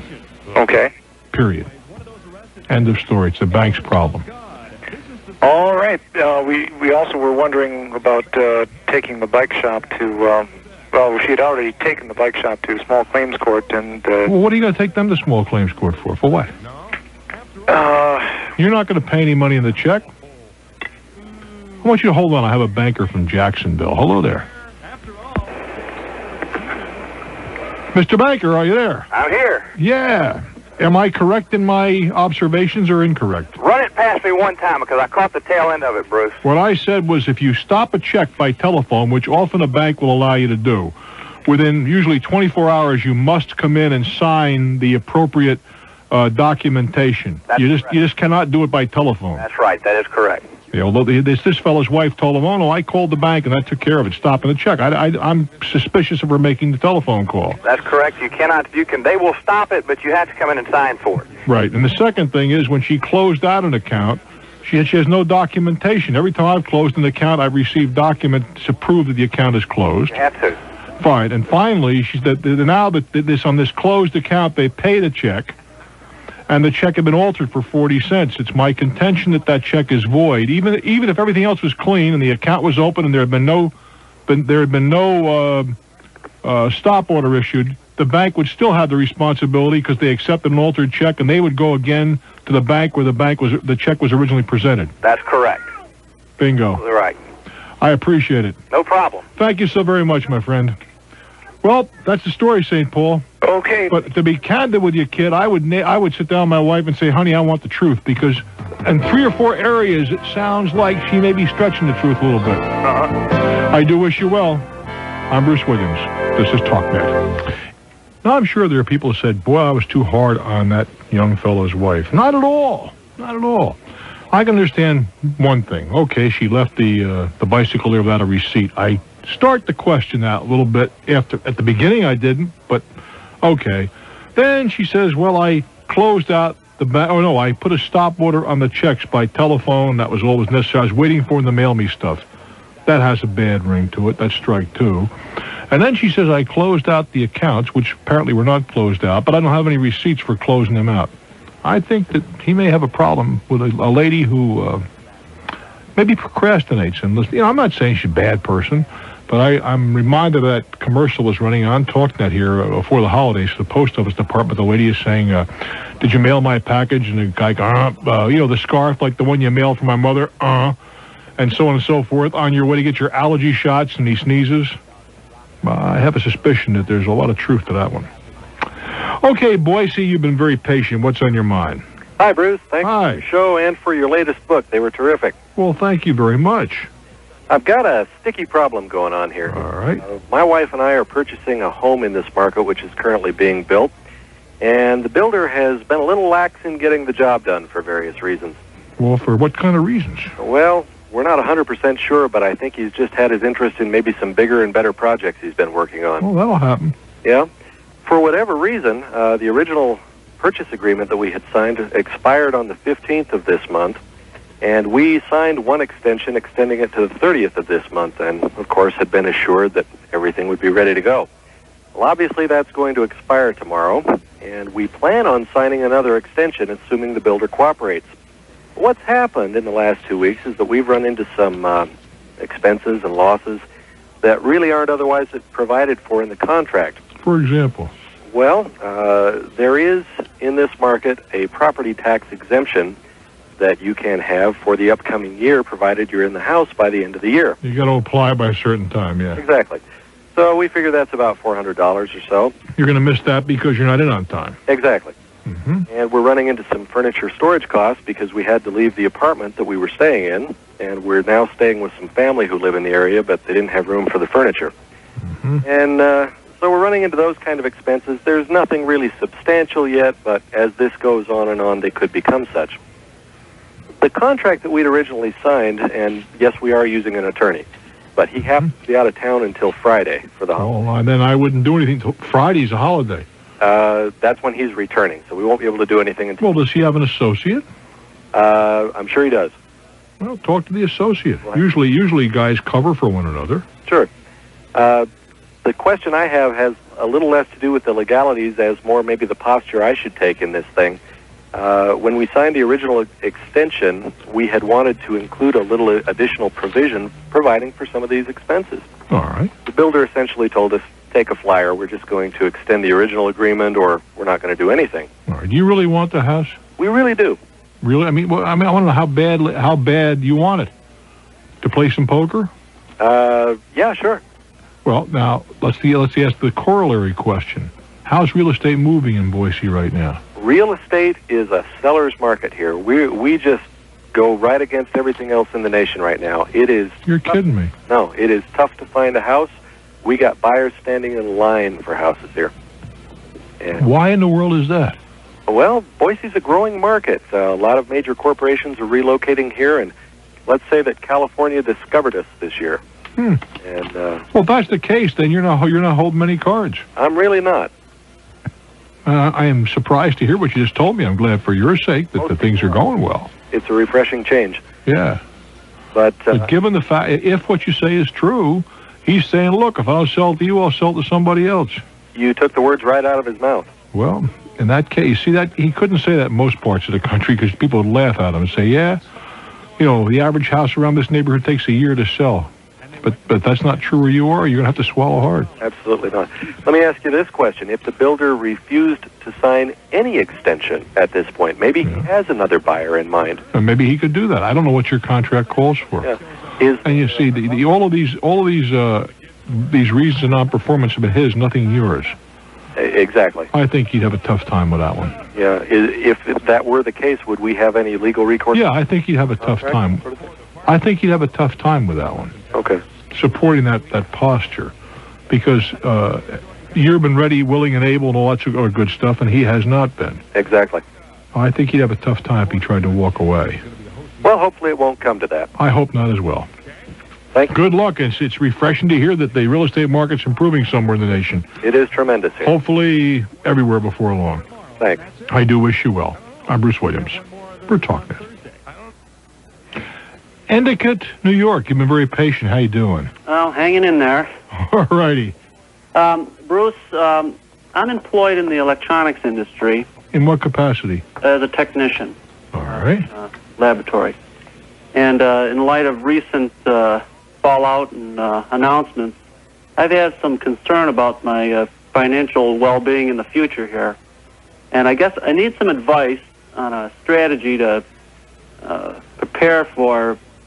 there is a potential that I would be unemployed. Right now, it's the same as it ever was, but... well, if that's the case, brought down to its essence, reduce your debt and increase your savings. Well, that's my problem. I've been paying off credit cards due to the high interest rate and low tax advantage anymore. I've been paying off on time the lower interest loans such as cars and that sort of thing. Sure, but that was wise. Okay, now I know nothing about bankruptcy or how you survive in that situation. Well, why are we getting to bankruptcy so quick? Let's not go. No, that's not that. It's just that I know that if I were to lose my job in the next 6 months, I wouldn't last too long in the situation I'm in. I'd wind up, I have a mortgaged home. All right, how much are you earning? 40. Is your wife employed? Yeah, about 20. All right, and she's not going to lose her job at the same time, is she? It's unlikely. All right, so you have to go out and find yourself another job, even for less. Sure, but... All right, wait a while. You won't be the first or the last guy. I know. How much is your monthly payment on your home? $650. All right. ITI. All right. And how much in your cars? $300 and $150. All right, that's $450. Skip to $1,100 round numbers, right? How much do you owe on credit cards right now? Total probably about 45. How in the world did you let that happen? Trips and etc. Well, that's not smart, was it? Store credit cards. That wasn't smart, was it? No, it wasn't. But that's from, like I said, we've been whittling away at that. But the point is, let's change our way of life a little bit. Right. You should not be going on trips that you can't afford. And if you got to put them on a credit card and pay it off in minimum payments, you can't afford a trip. That's right. That's just part of growing up. But all right. If you were to go out, if your wife were to stop working tomorrow, you could survive. Certainly. Well, if you were to stop working for 40 and made 20, you guys would still have 40 coming in. You could survive. I guess you just have to, what's the word, tighten your belt and... Oh, absolutely. A lot of macaroni and whatever. I'm not telling you I'd like that very much. I see some people that are in desperate situations and don't know. We discuss it because, I guess paranoia overall, but in a situation, say you were to have to declare bankruptcy, how much, wait a minute, I don't even want to get into that with you. It's not necessary. How much is your house worth right now? Probably, the last time it was appraised, it was pretty high, but the market's really depressed. Well, what do you figure it's worth right now? Probably about 75, maybe. All right, and what do you owe on it? Probably 60. All right, so you have $15,000 equity there. How much cash you got stashed away, if any? About 3. All right. If I were you, instead of worrying about bankruptcy and the ramifications thereof, what I would start doing is having a very, very austere program as of this morning, this afternoon, this evening, whatever. Do you understand what I'm saying? Sure. I mean, every penny you're going to scrutinize before you spend it. In 6 months, you could have that credit card debt completely history and start saving some money. Right. That's what you ought to be thinking about. I really mean that. Not worrying about the ramifications of bankruptcy, which we could go through another time. I don't think it's... What would be considered a austere debt-to-income type ratio? It's not forget about ratios. It means goodbye going out to dinner. Let's start with that. No more going out to dinner. It means goodbye going out to movies.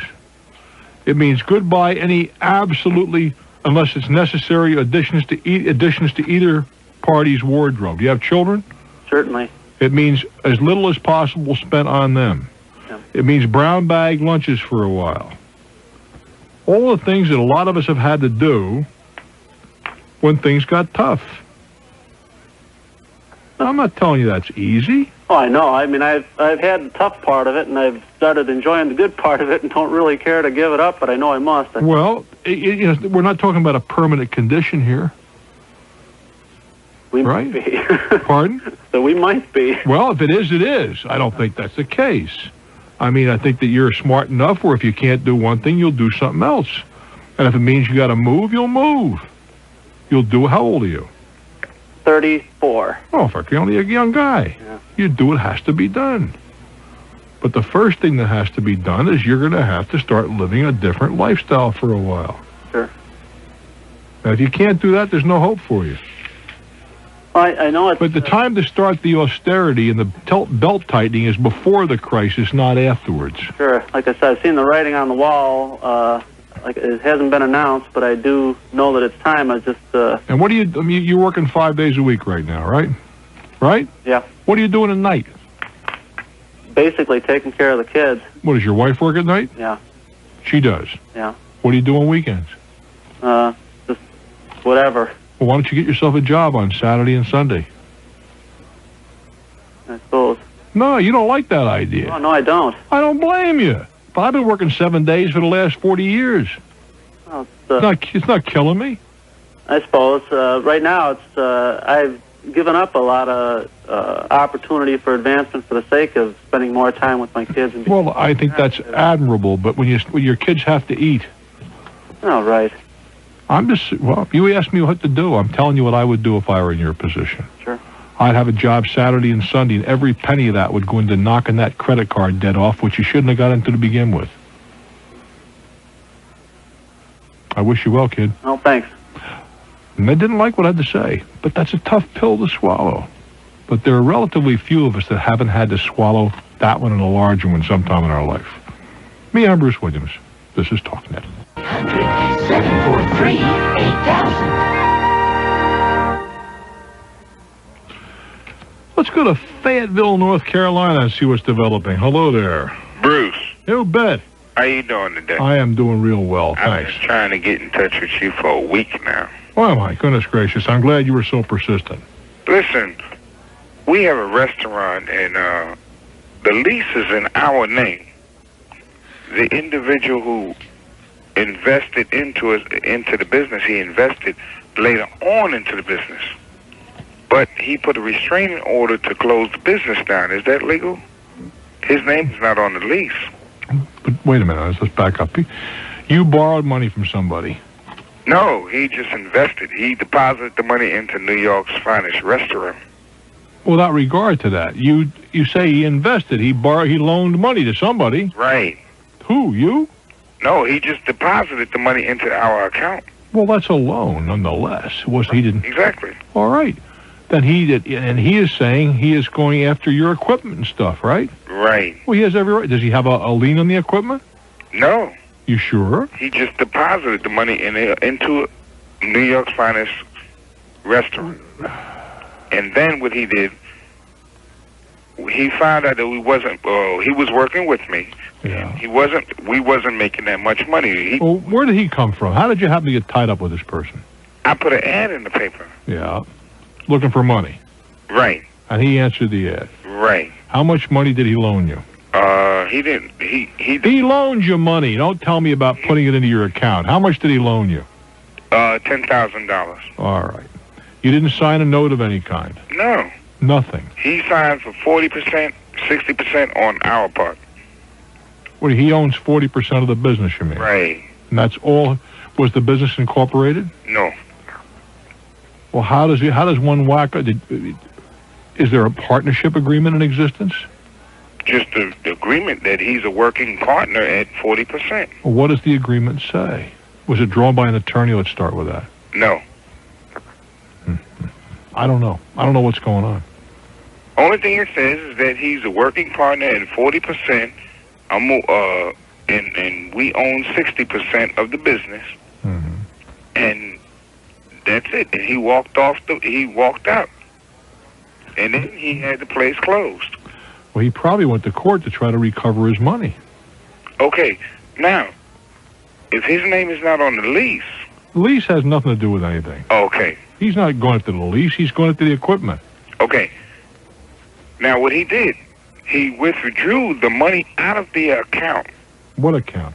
Out of the business account. Yeah. He withdrew $6,500 out of the account because his name was on the account. And what he did was he took the cash and bought the equipment in his name. Well, the equipment, if it's in his name, is his equipment. But it's his equipment. Okay. Now where's the $6,500 that's from the restaurant? That's a side issue. If the equipment's in his name, until you can go to court and prove otherwise, the equipment belongs to him. Okay. How about the $6,500 he withdrew out? How about it? That's a side issue. You can go after him for that. I can? Mm-hmm. Now, he may have a plausible explanation. I don't know the answer to that. I'm not on the scene. So, I mean, you did business in such a loose fashion here, you see. Yeah. And it's pretty hard for me to come in at the last minute now and try to figure out what you guys are up to and who's doing what to whom. But if I were in your position, man, I would be out there getting hold of a lawyer in a hurry. Well, see, it's no way in the world you can make business in 3 months, make money. Well, I can't. We're not going to argue that or settle that here. Right. But if I were in your position, I would find out exactly what legal remedies are available to me, and you're going to have to go see an attorney to find those things out. I do wish you well, my friend. Where are we going now, Daniel? Tampa, hello there. Welcome to my world. Yes, Bruce, how are you? I am fine, thank you. Good. My name's David. I'm calling you out of Tampa. I've got a problem that hopefully you can point me, I guess, in the right direction. I recently, my lease was up in my apartment recently, and I went to look for another apartment at the beginning of this month. I found an apartment, and I was supposed to move in. I gave them my deposit and first month's rent. When I originally got the apartment, they told me that I was going to have MAUVE carpeting in my apartment, and I went out and bought all new furniture to match that. When I moved in, when I went to pick up my keys, I went into the apartment, and the carpet was not at all the same color, or the color that they had told me it was going to be, and it had holes in it, and it was just really dirty, and I wasn't about to move into that apartment because I was promised MAUVE carpeting.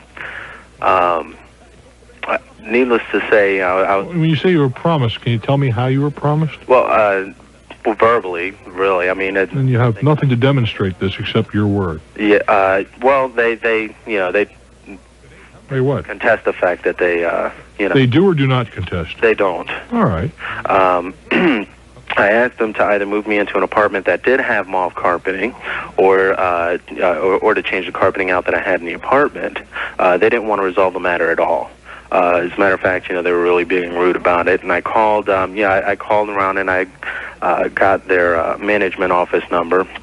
They didn't want to resolve the problem either, so I tried contacting the owners of the property. There's a paper trail in my log. I can't find the owner of the company, and all I want is my money back. I ended up paying $520 for an apartment that I never spent the night in, and they don't want to give me the money back. Well, but you see, there's nothing to demonstrate that I can see. You signed the lease, did you not? Well, I didn't sign the lease personally. My girlfriend did, and all right. And then you're not even you're not even in the loop here. Yeah, well, is your name on the lease? Both our names were to be on the lease. No, I didn't ask you that. Is your name on the lease? I didn't sign it, no. Is your name on the lease? Yes, my name is on the lease, but you didn't execute it? Yes. All right. But your girlfriend did? Yes. All right. And, just stand by a minute. Okay. You're hung up about the color of the carpeting, and I can understand that. But on the lease, in the written agreement, is it referenced in any way, shape, form, or regard? No. It's a yes or it's a no? No, it's not. All right. When we get back, we'll talk about it, okay? Okay. I'm Bruce Williams. Stick around. This is Talknet. I'm chatting with a young fellow in Tampa. Brought down its essence. He was promised verbally a certain color park carpeting, but he didn't even get around to sign the lease, but his girlfriend did. Now the carpet's not there, right? Correct. You see, the problem is that your girlfriend signed the lease without anything in there to demonstrate what you're telling me is true. Also, I understand that. Also, on one of the forms that they have there, I have a copy of it. It said that no one shall occupy the apartment until there's been a walk through the apartment. They just handed her the keys and had her sign the apartment. They didn't walk her through. All right. Or else she wouldn't have signed the... Well, but did she ask? How old is this lady? 20. Well, she's still a kid trying to play adult. And sometimes when kids play adults, they get burned. See, you have nothing to demonstrate that any of this stuff was said to you. I have not a doubt in my mind that it was. Yeah. But if we get in a court situation, how are you going to prove it? Well, they don't contest that, I'm sorry? They don't contest the fact. Well, what do they say? Their whole premise is that the lease was signed and that's it. They're right. Yeah. They're absolutely right. The lease was signed, that's it. But I would think that unless both parties fulfilled their... No, you're wrong. They did fulfill it. What the lease says, not what they said. Yeah. But they're fulfilling what they're providing you an apartment, right? But isn't a verbal contract just... No, absolutely no, not when it comes to real estate matters. And even if let's take a non-real estate matter. Fair enough? What's your first name, son? David. David, let's take a non-real matter, okay? How are you going to prove it? See, a non-real estate contract can be perfectly binding, but the difficulty is, how does one prove one? Mm-hmm. Well, we got witnesses. Who's the witness? My mother. Well, that's a biggie. Yeah. You know what I'm saying? I don't think that they would contest the fact that that they did say that I was going to get... Oh, you get them in court, and I'll bet you they would. Oh, yeah.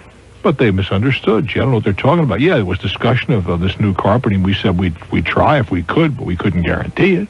Even though the apartment wasn't occupied, I'm still at a loss.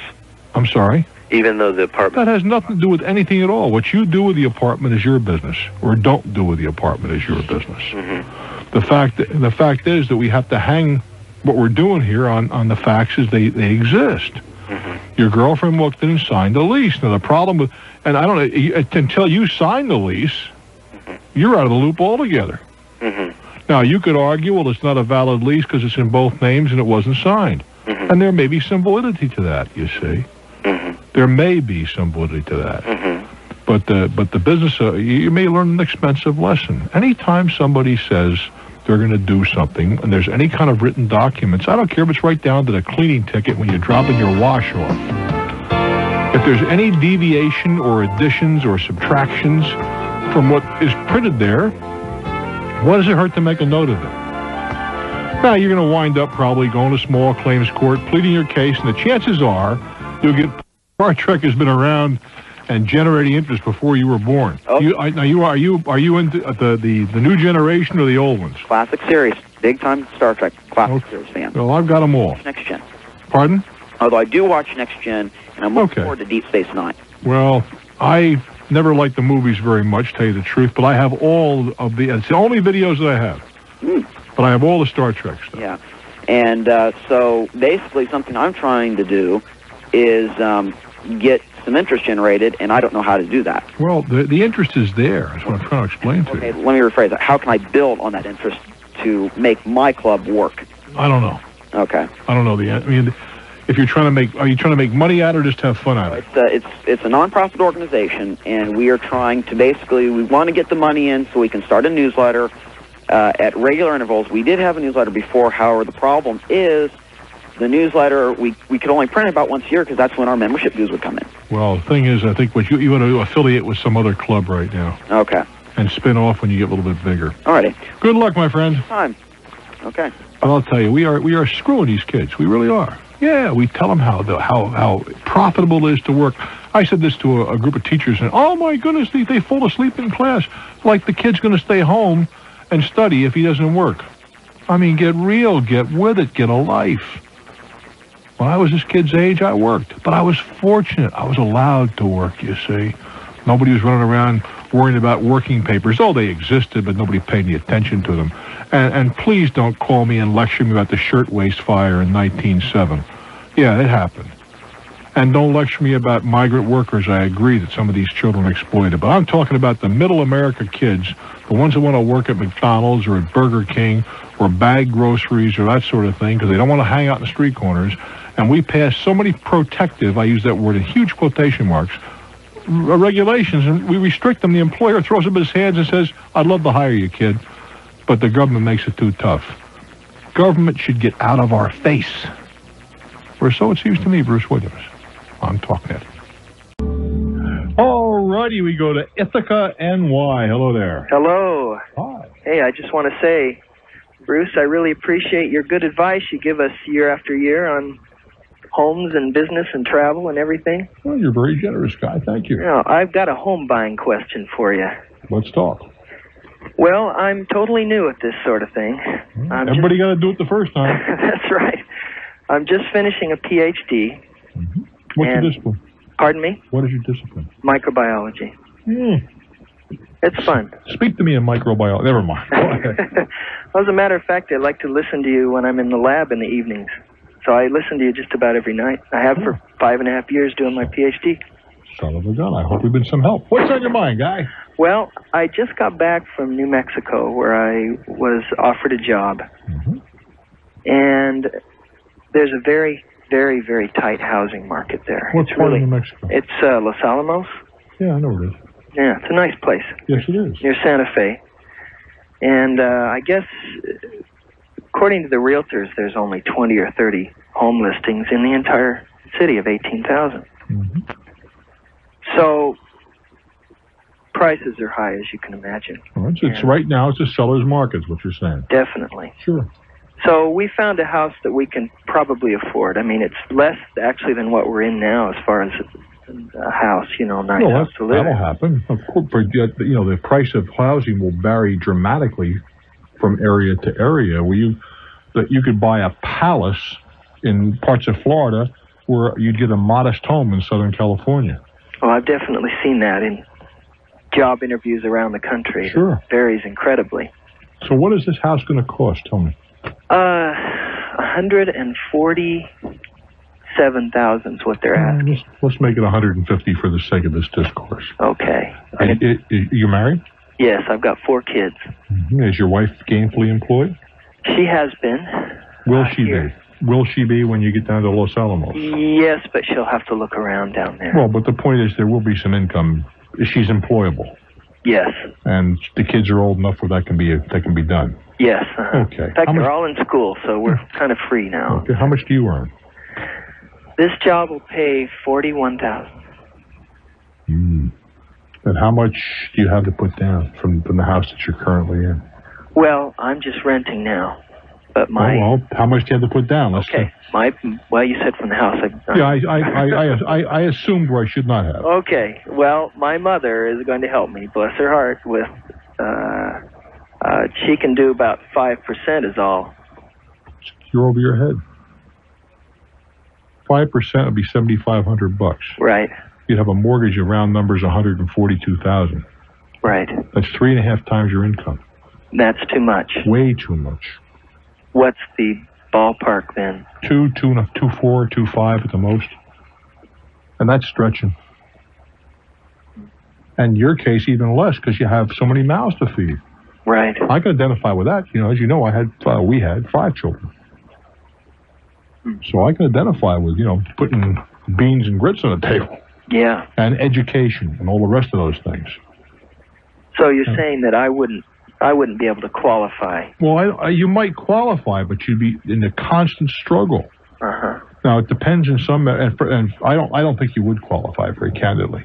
Uh-huh. Not with 5 points down, 150 with $40,000 income on top of all that. We have to start talking about your wife. Well, what could she reasonably expect to earn? That's a good question. She's my accountant. Well, she doesn't want to work full time. I don't either. I don't want her to work full time if we can help it because we have the 4 kids. So maybe $700 a month to $1,000 a month. Let's say $1,000. Be real generous. You're still over your head. Okay. Well, that'd be 41.51. Yeah, 50,000. But you're still at 3 times your income. Yeah. Okay. That's heavy, man. Too much. That's heavy. Well, it's been a shock, really. The house that I could get there for $140, I'm sure I could get here for around $90. Yeah. It's a little starter house. And if you went to California, you'd probably pay another $100,000 for the same house. Right, I know. Parts of California. I know that. And if you went to parts of Mississippi, you could probably buy it for $40,000. Yeah. So I should keep it to around 2.5. I'm sorry, 2.5 times, not 2,500. Right, 2.5. Yeah, I was thinking. I think you should be looking somewhere around 100,000. Ooh. Tough to find. It's going to be tough. Yeah, really tough. What would it do? Can you rent something there for the time being? Well, that's the worst part. Evidently, now I've spoken to the real estate people there, and there's a rental company. They say there's nothing at all, and there's nothing in the paper. Well, let's talk about this now. You said this is in. Tell me again. Los Alamos. Los Alamos, the home of the atomic bomb. That's right, Atomic City. Yeah. How far is that from someplace else? Well, Santa Fe is 38 miles. Well, it's about as expensive, they say. Well, have you looked? Because Santa Fe certainly is a much bigger community. I have looked at the listings, and then I've talked to my realtors. Of course, mine, I imagine are going to have a stake in keeping me buying around there. But let me ask you this: my sense of geography is terrible, so let's start with that. All right? Okay. But I've driven from Albuquerque to Santa Fe. Now, if we drew a straight line between those two, where does Los Alamos work in here? Further or?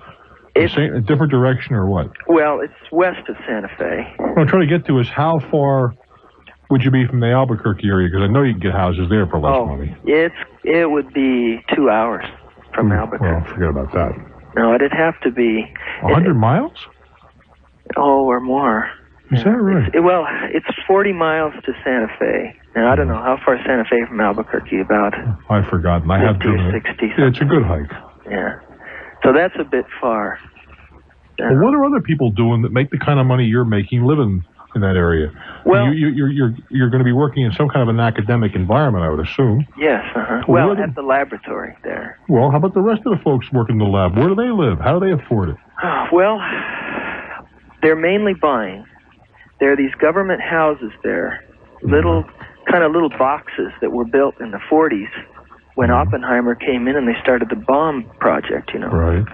And most of them have been remodeled somewhat, and so... What do they sell for?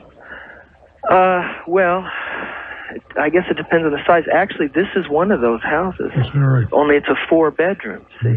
I've got to have a 4-bedroom. Now, there are... No, you don't have to have a 4-bedroom. Well, yeah, you're right. It would be nice to have a 4-bedroom, but I can tell you from personal experience, I didn't have 4 bedrooms. Well, with 5 kids. It'd be tough to come out of grad school with a PhD from an Ivy League university, and then say, okay, guys, we got to cut back now even more to a 3-bedroom. Well, I mean, I can do that, obviously. But how old are your children? They go from 14 down to 5. You see, maybe you and I differ a little bit. Well, I never ran a democracy. I don't ever recall asking their opinions on those matters. No, I'm not saying I'd ask. No, you know what I'm saying. I do. Look, I think it'd be... my wife always says to me, which is true. Well, it would be great if you could give them all their own bedroom, but if you can't, there's no reason to have a guilt trip. Right. And for you and your wife to have to watch every single penny to provide this little extra room for your kids, in my opinion, is absurd. Mm-hmm. And I guess what I'm trying to say to you, however poorly, there's absolutely no reason to be in a guilt trip about that. Okay. That's what I'm saying. I don't think you owe the kids each their own bedroom and all this jazz. It's nice if one can provide it. Please don't misunderstand me. I don't believe that you owe it to them. Well, you're right. It's my own guilt trip.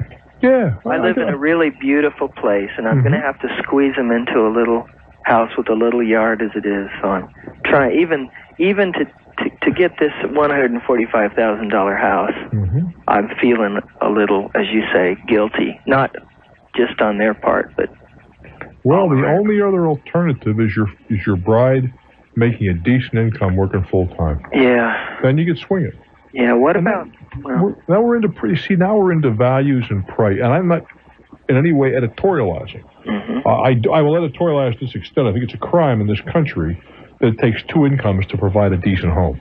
Yeah, that seems. I think that's a crime. Oh hell! When I was in college as an undergraduate, I bought my own home, and my wife was not employed gainfully. When I was a sophomore in college, I bought the house. You never expect a kid in college to do that today. I mean, just the system has changed, and I think it's a bad change, but that's another matter. What's changed? I've been wondering that very thing, actually.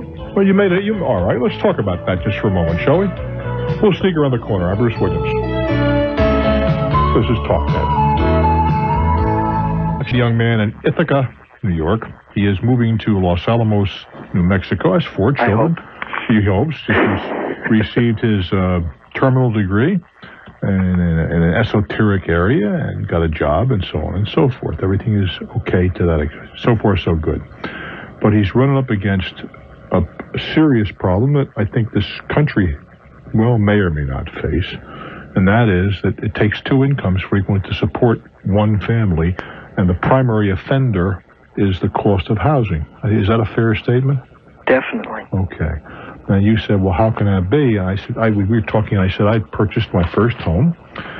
I was a sophomore. To understand, I was not a traditional sophomore. I was a veteran.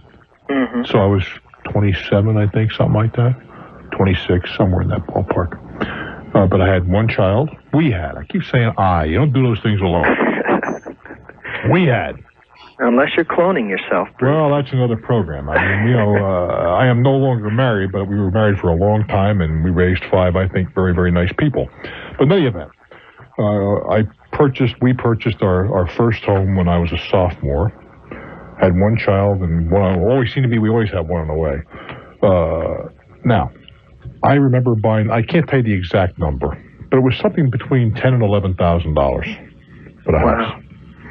I got a 4.5% GI loan, if memory serves me, mortgage. But that was a competitive rate in those days. I was making $80 a week working at the college, and I was getting $160 a month on the GI Bill. And people can say, well, that's welfare. I don't think so. I think I earned that money. In fact, I know damn well I earned that money with my body. But that's another problem. But it didn't seem to be very generous. At that time, you only got paid for one kid. Oh. After you have one, you got 110 if you're single, 135 if you're married, 160 if you're married, one child. That was it. And that was only during the academic months, by the way. Uh-huh. My payments for that house at 16 Old Stage Road were $98 a month, everything in. Taxes, insurance, the whole 9 yards. Wow. So it was well within my ability to pay. Now, let's take a sophomore at the same college today. Well, that house right now is about $75,000, $80,000. Probably a little more than that, but let's say it's $80,000 in today's world, okay? Mm-hmm. All right, to have an $80,000 house, the guy's going to have to make at least, I'll be generous, say $30,000. It should be near $35,000. In other words, the same college kid today, to buy the exact same home that I lived in, would have to earn $35 or $700 a week and go to college full time. Impossible. Just about impossible. That's right. Just to get the job. Yeah. So you see, it's no great. In fact, there's no credential for me that I did that because I was a product of my time and it could be done. It's unreasonable to ask somebody to do those things today. Now, why is housing so expensive? There's only one reason. Okay. One major reason. There are other reasons. It's government. How's that? Because government restricts the amount of housing that can be built through zoning. Where you live in Ithaca, New York, or you go down to Los Alamos or any place else. Now, it's oftentimes not spoken, but trust me, I was there. You may know I was a mayor of my community for a while, on the council, all that kind of good stuff. Mm-hmm. And it was the constant, we don't want them here. You know who them is? Them was my kids. Anybody who's not already there. That's right. Last man in, slam the door. You got it. And one of the things I suppose I did, and maybe a lot of people in town don't like it very much, and I'm not even sure I agree with it, my own personal interest, is I was pushing for lots of housing. I didn't want to see it controlled by government. I wanted to see the marketplace control the cost of housing. And I got to tell you something. It brought the cost of housing. When we opened the floodgates, no question, a lot of people, including me, got hurt. Where the prices went down. But that's the way to force price down. But you wind up with zoning that says you have to conform with a BOCA code, and you got to put this in and that in, and you have to have lots of a certain size. If you put 10 houses on an acre, it's geometrically less expensive to sewer that acre than it is if you put 10 houses on 1 acre apiece. It costs less to build the streets, it costs less to build the water lines, and so on and so forth. Mm-hmm. Now, the argument is, yeah, but then you got to educate the children and so on. That's another story. I don't disagree with those arguments. But the point is, one of the great reasons that housing is so expensive for the young people today is you are being screwed by your government. And you know what the sick part of that is? You're letting it happen. Because you guys have the votes. Today's election day. If every young person out there voted not Republican, not Democrat, but they voted in their own parochial self-interest, you could control things. I have a home. I don't live there anymore. I do spend a couple of days a month there, sort of midway between Princeton and Rutgers University. If the kids in those universities would put their stupid signs down talking about their sexual proclivity or free some obscure nation someplace, and they got involved in local politics, they could outvote the communities of New Brunswick and Princeton easily. There are more of them than there are our townies. But that's never going to happen. They're too busy prancing up and down with their signs and the rest of it. Now, if everybody at the university level, you just came out of academia, everybody, undergrads, 18 years old, locally registered to vote, wow, what an impact you have on those college towns. That would put the fear of God in the local residents. I'm not suggesting that's what should have happened, but I am suggesting that the kids fought like hell to vote at 18. It was totally meaningless. Totally meaningless. But they don't vote anyway. As a group, they just simply, they got other things in their mind. And until such time as the young people vote as a group, voting young, voting what's in your own parochial self-interest, you deserve what you get. You can bet your life the people out at Wrinkle City, the retirement community, 95% of them are going to vote, and you can also bet your life that the politicians are going to listen. And that's as it should be. You reward those people who perform. Good luck, my friend. You're off to a new adventure, and I do wish you well with it. I'm Bruce Williams. This is Talknet. Hello to WFLA country, otherwise known as Tampa, Florida. Hello there. Good evening, Bruce. I was going to first start off by trying to say something wonderful about you, but don't. That's pretty hard to do. Is that you make me look forward to getting older. What? Well, hold it. I'm not so sure I like that. What does that mean? Oh, I'm assuming you're probably, I'd say 15 years my senior. Well, I'm 15 years everybody's senior. Well, that's beside the point. But if you die and they ever perfect brain transplants, I would love to have yours. Well, that's very generous. They say everybody wants to go to heaven, but nobody wants to die. I'm right at the head of that line. What's on your mind, Guy? I bought an automobile about 3 weeks ago. Bit the big one, went on and bought a brand new car here at a local dealership. It's only the second new car I bought. The last one I bought was a used automobile, but I've had some problems with the automobile in the form of driving comfortably. The car, putting it bluntly, it shimmies. As I approach just above what is the legal speed limit here on the interstates at 65 miles an hour, at around 65 to 70, the car feels as if it goes out of balance. Ford product? No, sir. Okay. But I've taken it back to them on 3 separate occasions. The third time, told them I felt like the car was unsafe. It rained here one day. I went I know you're familiar because you've got a place here locally that I frequent and do enjoy, from the crosstown onto 75 South. And the car, when it rains, it'll actually shimmy so bad that it'll lose traction. But you get more of a shimmy when it's raining. I get more of a shimmy as I go around the curve. There are several things that can cause what you're describing. Obviously, if you get a problem, is front or rear wheel drive? Front wheel. I've taken it back of them. They've checked the bearings. They've checked the alignment. They've checked the balance. They took the tires off the automobile, put other tires on there. They put a hard top on the vehicle, and they even went under the car and said that they had left a couple of brackets off the exhaust from the manufacturer, and they attached those brackets, and the car still does it. And now they tell me I'm crazy.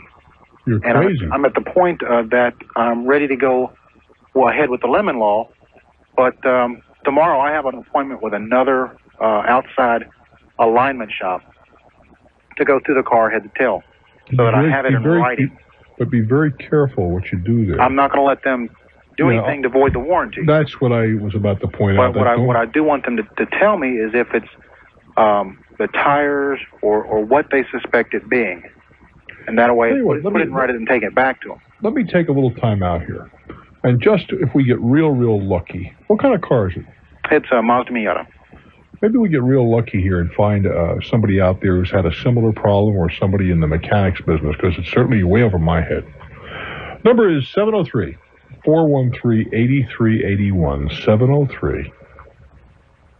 703-413-8381. If there's a mechanic out there that knows what this might cause this, we got a new Mazda with a front-wheel drive, has a high-speed shimmy.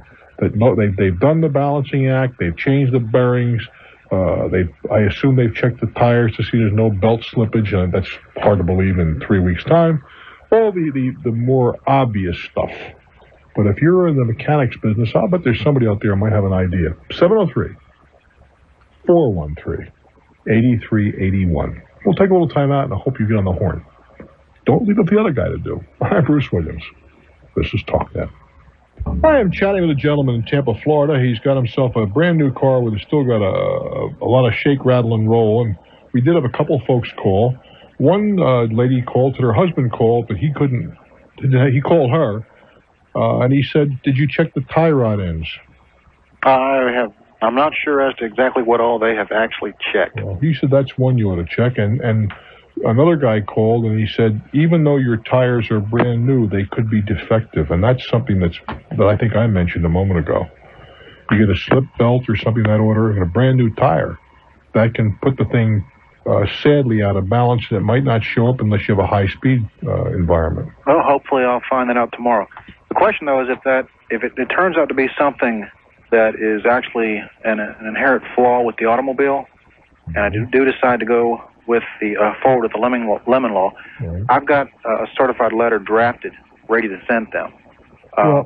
Should I get an attorney involved? No, I don't think so. Not this because what they've told me when I told them the last time I took it away, it was the third time I had taken it in. I mentioned the lemon law to them, and they got all huffy.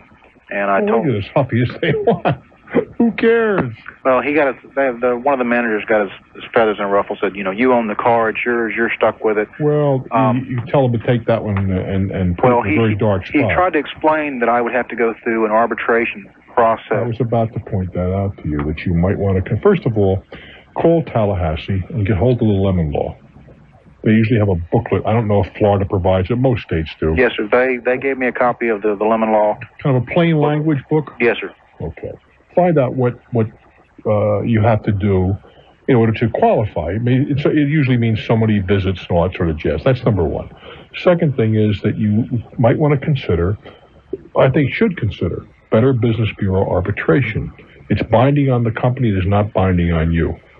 But then you got to go in there and decide what is it you want. How many miles in this car? I've got about 1,700 now. In 3 weeks? I drive 100 miles each way to work. Ooh. Well, you see, if they can't correct it, you might ask in arbitration. You want another vehicle, but you'll pay so much a mile for the miles you put on it. That's a possibility. But I don't know what your lemon law provides, but you should know before you go talking to these guys precisely what your rights are. Well, they put probably 300 miles on the car, trying to figure out what was going on. That can be adjusted too. But the Better Business Bureau arbitration, more often than not, comes down in favor of the consumer as contrasted with the automobile company. I wouldn't be afraid of that. Well, once again, you've done me right. I do wish you well, my friend. Take care, Bruce. Take good care. We go to Columbus, Ohio. Hello there. It's your turn. Welcome. Good evening, Bruce. It's a pleasure to talk to you. Well, thank you, guy. Happy Election Day. Well, I just want to say happy Veterans Day later this week to all the veterans out there. There you go. Well, I'm a member of that club. Well, so am I. All righty. Okay, I got a couple questions here. February 10th, I'm planning on going on a family cruise to the Eastern Caribbean. All right. From where? From Miami. Okay. And this is our first cruise. It's going to be Mom and Dad and my brother and I. So there's no little children involved. All right. Do I need a passport? Yes. Okay. And don't let anybody romance you about, driver's license. Get a passport. Okay. You have to have a photo ID. If you don't have a passport, most of the lines will require a photo ID with a raised seal on a birth certificate and all this. Passport is a good thing to have. It's good for 10 years. Okay. And what's your opinion on trip cancellation insurance? depends in large measure on the distance out, and you're a pretty long way out, and the age and health of the individuals involved, and other variables. If you book a cruise a month and a month before you're going to go, and you're 30 years old, and you go out and run marathons, I think that the cancellation insurance is largely an expense you can avoid. Okay. If you're 70 years old and your health is precarious, it's crazy not to take it. Okay. Because a million things could happen. Okay. It's about 5% of the cost, by the way. Okay. I'm planning on taking a still camera, but what about a video camera? Well, this is a personal prejudice. Here we go. It seems to me to waste all of your time peering through a video camera and not seeing it yourself is foolish. Okay. And I just returned from a cruise this week. Well, I was on a cruise last week. And it was, to me, it's pathetic to see people just constantly staring through that viewfinder. Okay. I remember when I was in Alaska on a cruise, I was thinking, these guys haven't seen one thing except what they see through a viewfinder. And you don't get the same effect. Now, if you're the kind of person who has discipline and you really dig the video, take it along. To me, you couldn't hire me to take one. Okay, well, I just don't want to get stuck dragging the thing around the whole time. Well, that's what I'm getting at. Who needs it? Okay. Little old, relatively idiot-proof camera. It takes pretty good pictures. Okay. What ports of call are you aimed at, or do you know? Nassau. Well, yeah, Nassau, Coco Cay. I don't know if Labadee is on. Who? Haiti. Oh. It's a port. I would doubt Haiti is on there. Okay, and San Juan and St. Thomas. Is that the best itinerary you can find? Well, it's the Eastern Caribbean. And I understand Eastern Caribbean, but there's a lot of places in the Eastern Caribbean that you haven't mentioned that I would rather go to them. San Juan and St. Thomas you're going to find on just about every itinerary. Okay. But one of those things is the private island belonging to the cruise line, isn't it? Right. That to me is a total waste. Okay. That's my personal opinion, and a lot of people disagree with that. Okay. I was looking forward to the southern cruise, but we're a little bit pressed for time. And you're going for a week, right? Pardon me? You're going for a week. Yeah, and I think the southern is 8 days. No, you can go for cut me a break, really. You got a couple of options. One, you can go out of San Juan, not out of Miami. That's one option. You're a little closer to where you want to be is what I'm trying to get to. Okay. And if that time of the year, I would rather go, say, San Juan, St. Thomas, Barbados, Antigua, possibly Curacao, Aruba, maybe down to whatever that port city is for Caracas. Okay. Nassau, you can go there anytime. It's only a hop, skip, and a yodel off the coast. I mean, okay. Well, the Western was out of the question because I had a couple relatives go, and my brother and his new bride went on that. They didn't. They both had horror stories. Well, I don't care for the Western Caribbean. Okay. You're talking about Cozumel. The one place in the Western is the Cayman Islands are delightful. Right. They're delightful. But the rest of it, Jamaica and Cozumel and the rest of that stuff, Marsalan, that's not for me. Okay. But that's personal prejudice once again. Okay. But if I were setting up an itinerary for someone and I had the options at that time of the year, now you see we're talking about different times of the year. But if I were going to be going out in February, I'd much rather go out to San Juan, because you're right in the heart of the Caribbean when you begin, and the weather's going to be guaranteed good, as opposed to Miami, where it can get cold at that time of the year. And I would want to head for, as I mentioned, aside from St. Thomas, Barbados, Antigua, Curacao, in that part of the world, Grenada. There's a whole lot of good places to go. Nassau's okay, I guess, but it wouldn't be my top destination choice. And the private island, I've been to 2 or 3 of those, and to me, that's a total waste. Hey, it's been good, kids. Thank you for the hour. I'm Bruce Williams. This is Talknet. All righty, we go to Dayton, Ohio. See what's happening. Hello there. Hi, Bruce. It's a real pleasure. Well, thank you, Guy. Before you go on, I got to tell you something. I'm a single parent, and there's many years that you gave me, my dearly departed wife, much enjoyment. Listen to you traveling, and while she was in the hospital and stuff like that, you don't really realize how many people really help out a lot. Well, I appreciate that. Thank you. So are you on a cordless phone? Are you on a cordless phone? I was. My cordless phone was on for some reason. Oh, yeah, because we got a real big buzz in the background. You want to sort of check that out, please? I just turned it off. Okay, turn your head or something. We got a terrible buzz. Okay. Still bad, huh? Is that better? No. Tell you what, I want you to hold on. Danny's going to have you call back on a different line, okay? Because we're getting that awful buzz there, and that would be distracting. So, Dan, if you take care of my friend in Dayton, in the meantime, we'll go to Pittsburgh, PA. Hello there. Hi, Bruce. Hi. I have a question about the mortgage. Yes, sir. I'm interested in buying my first home, and I'm a little apprehensive about one of the houses the realtor has shown to me. Why are you apprehensive? Well, just the amount of money. Well, that's a good reason to be scared. Yes. Okay, talk to me. How much? Well, the mortgage would be $1,000 a month. Well, let's talk about numbers first. How much is the house? The house is $140,000. And how much do you have to put down? I could put down 20%. All right, that's $28,000. Yes. All right, let's call it 30 for the sake of discussion. You had a $110,000 mortgage. Right. Something you're talking about? Yep. What interest rate are they throwing at you these days? About 9? Yeah, she's on the estimated cost sheet. She has 8 3/4. Okay, I'm close enough. Okay, how much do you earn? 44. Okay, go from there. Where were you? Well, maybe may as well continue with the questions for a moment. Do you owe any important amounts of money? No. Doesn't look to me like that's out of reach. Okay. You're looking at a mortgage, $44.88. 2 1/3 times your annual income. That doesn't sound so unreasonable to me. Okay. I guess just because currently my rent is only $340 to go up to a mortgage of $1,000 plus utilities. Well, that's a different matter. Quite a shock. Well, that's a whole different matter. From a pure dollars and cents point of view. Understand, what did I just say? It's pure dollars and cents. Right. You're better off to rent. Cheaper. Okay. Forget about tax advantage, but I have a suspicion, and please correct me if I'm wrong, that your standard of living is going to be increased rather dramatically buying the house. Sure. Better neighborhood, more space, all that good stuff, right? Absolutely. Well, those are things that have to be taken into the equation. Would you agree? Right. I mean, it's not all just dollars. Sure. Yeah, I realize that. It's going to be quite a shock. Oh, I'm sure it is. I'm sure it is. You're getting away with murder right now, which is great. True. But you're getting away with. How do you live in the Berg and you're only paying $300 and change a month for an apartment?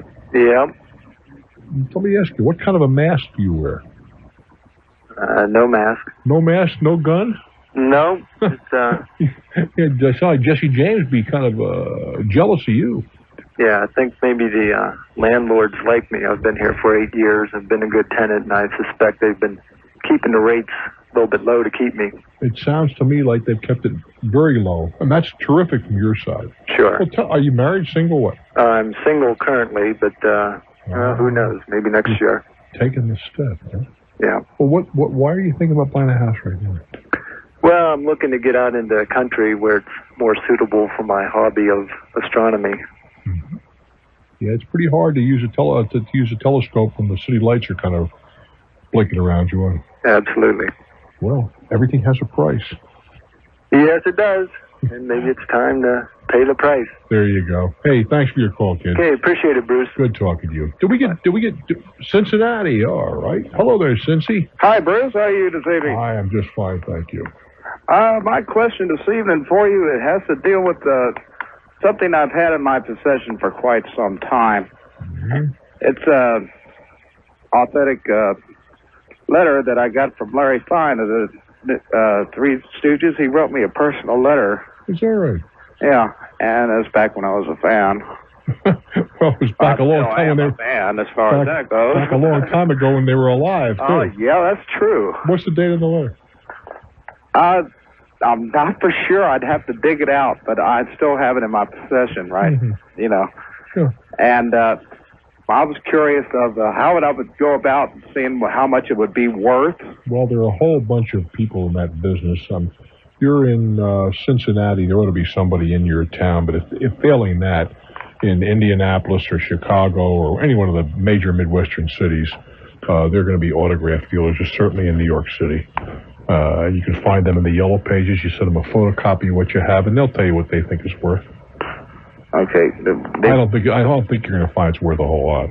Yeah, autograph dealers, so forth. Oh, yeah. That's curious. Of course, I understand. Yeah. You look in the yellow pages in a major city. This is something there to me. I just wanted to know how much it was worth. Or in the alternative, there are any number of magazines that you'll find at the library that deal in collectibles. Now, I'm going to have 2 or 3 sitting here on the console. I don't like to make it as a reference program, but so much is asked about collectibles that I'm going to have to start making the point to have a couple, 3 on the console here.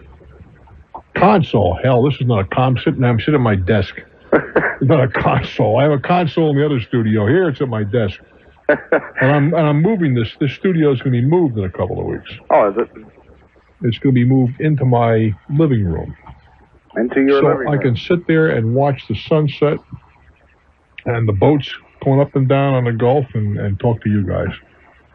Not a bad way to live, right? Oh, sounds good to me. There you go. I do wish you well, my friend. Okay, thank you very much. You're very welcome. We're going over to Mickey Mouse World, Orlando, Florida. Hello there. Hi. Hello there. How are you today? It sounds like boys' night out. I'm talking nothing but guys tonight. I'm starting to wonder about this. I am fine, thank you. I enjoy your show very much. Thank you, Tiger. See if I can explain you this. I refinanced a vehicle in February. Mm-hmm. And the problem I have, I just received a letter. At the time, I requested a cancellation of a credit life insurance I had. Yeah. And now I've received a letter from the bank stating that they double credit me for the amount of $466.43. They double credited, so now they want their $400 back. They want the $400 back. Mm-hmm. And when you say they credited, how did you receive that money? Well, I never received it. They said that. Well, they gave you credit on the payoff figure, in other words. Exactly. Well, then you owe it to them. But see, they say there was a mistake from the original bank. Mm-hmm. Is there anything I could do, or? Well, if there is a legitimate mistake, mm-hmm. I mean, then you have to. I would assume that you have to pay it. Uh-huh. Now, if it's a question of they want the money up front and you just haven't got it, I think they have an obligation to extend some reasonable terms to you and no interest. Yeah. Well, I did request a letter, some type of document proving that I Well, absolutely. You want the claim substantiated. That goes without saying. Yeah, because they just send me a note and then they expect me to send the money. Well, that's all very nice. And listen, I'll send you a note and send me some money too. What the heck? Exactly. But let's get serious for a moment. If in fact an error was made, and if in fact that can be demonstrated, just as if the error was in your favor, you would expect to have a credit issue, they have a right to get paid. However, it is not reasonable to come to you and say, look, write me a check for $450. What would be more reasonable, say, look, we'll take, pick a number, $450, $30 a month for 15 months or whatever it takes. Yes. That would be more reasonable. I do wish you well, my friend. I'm Bruce Williams. This is Talknet. Alrighty, Cleveland, Ohio. Welcome to my world. Hello, Bruce.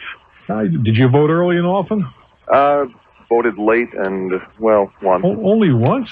Well, I think all my friends and I voted for the same person, so maybe that counts. You got to vote the Chicago way.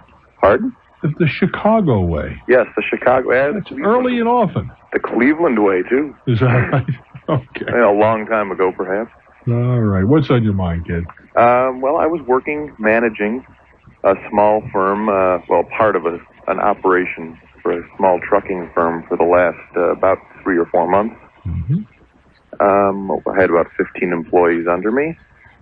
I took the job in order to get off nights at my other job, which I had a similar supervisory role. Mm-hmm. I had a disagreement with my employer. Well, my authority had been undercut gradually. Well, you mean on the new job? On the new job. What happened? Now, well, minor things. Telling me where how certain things that I didn't think they were supposed to deal with, that they needed to deal with, should be done. I was when I took the job, I was told that I could do things my way, and I wasn't happy. Let's put it that way. Okay, you're entitled. And the straw that broke the camel's back occurred last Thursday, and I wanted to let someone go who was insubordinate and somewhat, well, I thought I had justification. Mm-hmm. In fact, it was in front of everyone else that really steamed me. Mm-hmm. Well, as a boss, you shouldn't get steamed. Pardon? Bosses are not allowed to get steamed. I don't. Oh, you said it steamed you. Well, it angered me. Yeah, I understand. I don't yell and scream. I just say things once and twice at the most, and let things go on. All right. Maybe take a Tums a little later. Okay. Well, anyways, I said I have to leave, and I did. Well, wait a minute, hold on. You lost me there. You said that you wanted to fire somebody. What happened? Our head office intervened. Oh, you didn't tell us that. Oh, well, I see. Yeah, well, I can't assume that. All right, they stepped in and said you can't fire this guy? Yes. Did they give you a reason? They had thought it was inappropriate since there had been conflict between us before. Mm-hmm. And I said, well, this person's making everyone unhappy. I don't think there's a person here who wouldn't understand my action. Mm-hmm. Not that we're running a democracy here. No, I'm glad you said it, so I didn't have to. But I think if you were to ask everyone here, they'd all agree with me if you asked them confidentially. I think I was on firm ground. Well, the bosses didn't agree with that assessment. No, they didn't. All right, so you decided to quit. Very good. All right, that's your privilege too. It is. All right. And I think 6 months from now, a year from now, I'll think I made the right decision. The company's not run right, in my opinion. All right. So, I'm wondering how I should present this back to future employers. Just the way you presented to me. We had a disagreement with the management policy, and you felt it was best to leave. Should I mention this in a cover letter or at the interview? At the interview. Don't mention anything in the cover letter at all? I don't think it's necessary in the cover letter. The resume, just put the dates down. That's all. I think you have to be upfront when the time comes. Absolutely. I don't see any reason to put that in a cover letter. Absolutely. Looks to me like it'd be somewhat counterproductive, as a matter of fact. Yes. All right, Bruce? Hey, it happens. It happens. And you had the courage of your conviction. I hope you didn't leave in a snit. Oh, I hope maybe I wish them the best. You left in good terms, just so we can agree to disagree. Is that correct? Correct. I don't need the money right away. Well, I'll miss it, but... Okay. I do wish you well, guy. Thanks, Bruce. You're very, very welcome. All righty. Where are we going, Dan? From Cleveland to Peoria, Illinois. Oh, yes, indeed. I did meet a very nice gentleman named Trevor from Peoria on our cruise last week. What's on your mind? Hi, I was planning a trip up to the Poconos next August. Poconos, huh? Yes. Me and my fiance were planning our honeymoon there. The Poconos? Yeah. And I was wondering what your opinion was on that. Well, by the way, on my top list of 100 destinations for a honeymoon, the Poconos would be on my list. No. But there are a lot of, they have a lot of these places up there. They're couples only, heart-shaped tubs and all that, mirrors in the ceiling. If that's what you want, it's available. Okay, what would you recommend? Peoria, Illinois. How did you happen to choose the Poconos of Pennsylvania? Just curious. It looked nice through brochures. Well, it's nice enough, isn't it? What time of the year? August. Little chilly, but... No, not in August. Nothing chilly about the Poconos in August. It's a little chilly in the wintertime. They are known for some winter sports. You caught me off guard. Look, a lot of people go there, I guess. It's Yeah, I've driven through a few times. I've stayed there 1 or 2 nights. There's not much there that would be attractive to me. But then, I think maybe in fairness, what are you looking for? Honeymoon. Beside the obvious. More, better than average rooms, not like a Holiday Inn type thing where, it's more or less just like your house, but. Well, as I said, you can find the honeymoon havens up there with the heart-shaped tubs. I know. Years ago, when we first started Talknet, that's, 13 years ago last week, our number was very similar. Our original call number, we've had a bunch of them, but at that time our call number was very similar, like 1 digit off from one of these honeymoon retreats in the Poconos. Guy was going crazy. Because people would misdial or whatever. He's getting hundreds of calls a month on his bill.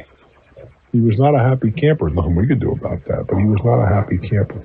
All right, you're going to find if you like horseback riding, swimming, golf, that kind of stuff. Because and then some probably, boy, this is a tough way to put it, but it is. It's about third-rate entertainment. Usually you'll find some names that you might recognize from the past, some has-beens and whatever, which is nothing wrong with that either. I've seen some guys from the past that were terrific, but the point is you're not going to see first-line entertainment for the most part in the Poconos. Yeah. But it's also relatively inexpensive. How are you going to get there? Probably fly. That'll be a good trick. I guess you have to fly in. If you're in Peoria, you'll have to go to Chicago, to Newark, to Easton, Allentown, Bethlehem. Or you can drive from Newark up to the Delaware Water Gap. In the brochures, it had different airports it listed that. What airports did they list? I can't remember right off the top of my head. The brochures are in a totally different room. But the certain resorts there had pickup from. Yeah, the only major airport that I know in that area, I'm probably overlooking, would be EAB, Eastern Allentown. Yeah, that was one of them. I remember that one. There may be others, I don't know them. Hey, look, if it's what you're looking for, enjoy yourself. Okay, thank you. I do wish you well, Guy. It would not be my choice for a honeymoon, but then that's another program. I'm Bruce Williams. This is Talknet. Dayton, Ohio. Hello there. Welcome. Oh, I'm glad I got back with you, Bruce. Oh, you're the gentleman who had the bad telephone line there. Right, and in between I got to do a little investigating on this problem, so I got a little more information. Lay it on me, kid. Well, what happened here, I came back from shopping. I'm a single parent here, and lo and behold, I get a call from the police, and they're going to come over.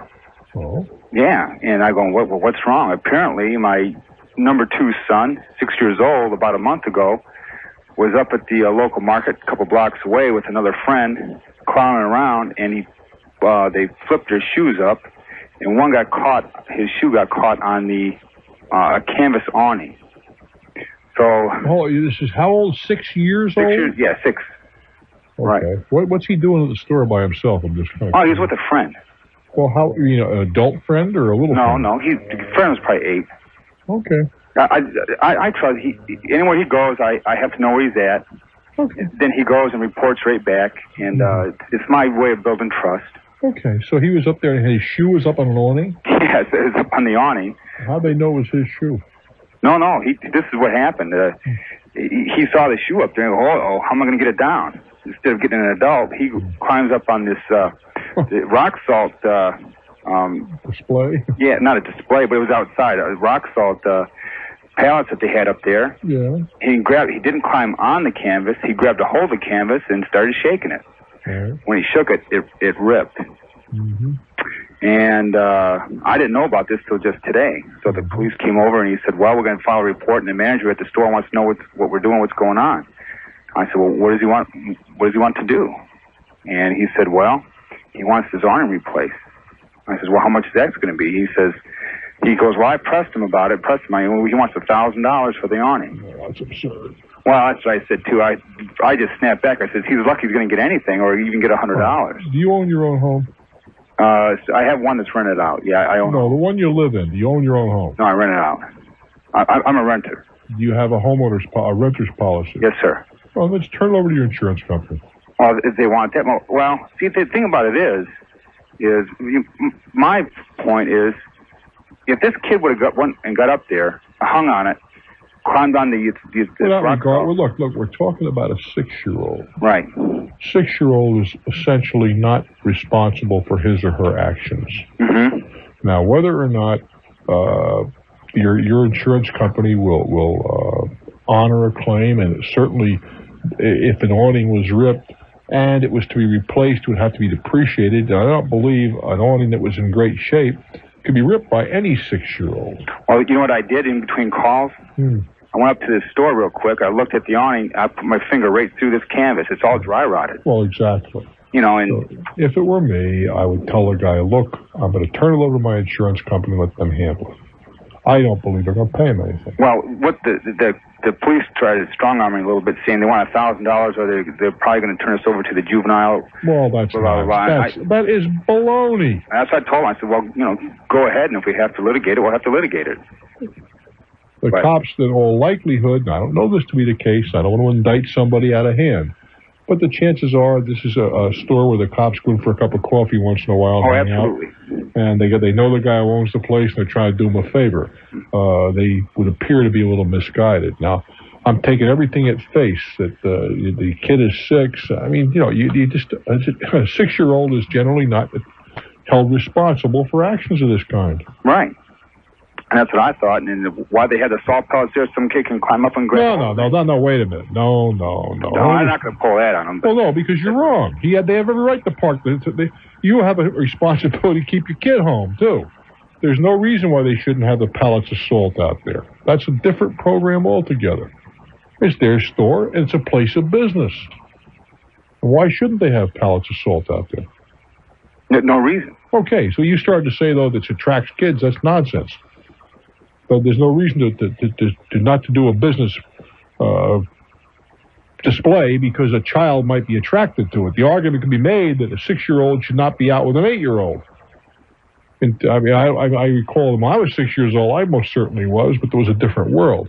But that is another matter. But I'd go down, talk to the guy. If the thing is dry rotted, I'd say, look, I'm sorry it happened, but the thing is dry rotted.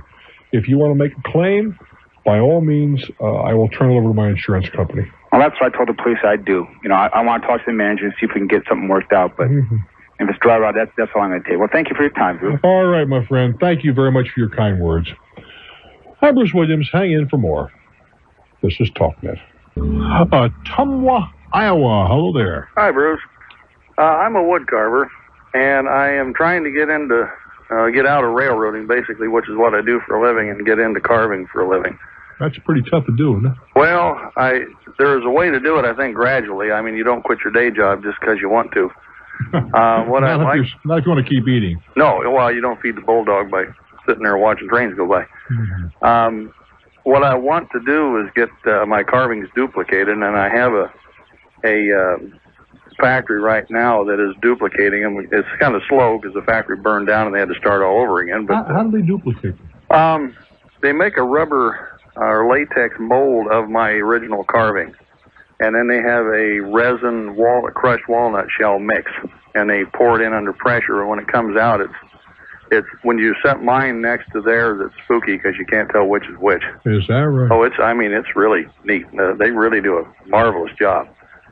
The price from them is reasonable. I can normally get the carvings that I duplicate are about between 6 and 8 inches tall, and the price is normally less than $5 a piece. That's for the replicate. Yeah, that's for the replicate. What does it cost to make the original? The mold itself, or do you mean? No. In terms of how long do you have to sit down and carve away and use your craft to get the original? It's like making a tape of music. The second tape costs about 30 cents, but the first one may cost you $100,000. Well, the first one, the one that I sit down and carve, it normally takes, the price-wise on the wood is about $2. The wood means nothing. How much? Yeah, the wood is nothing. Time-wise, I can have one done in about 3 hours. Oh, is that right? Yeah, okay. I normally carve like Christmas stuff. Okay, then this is relatively inexpensive. Go ahead. Yeah, it's not much at all.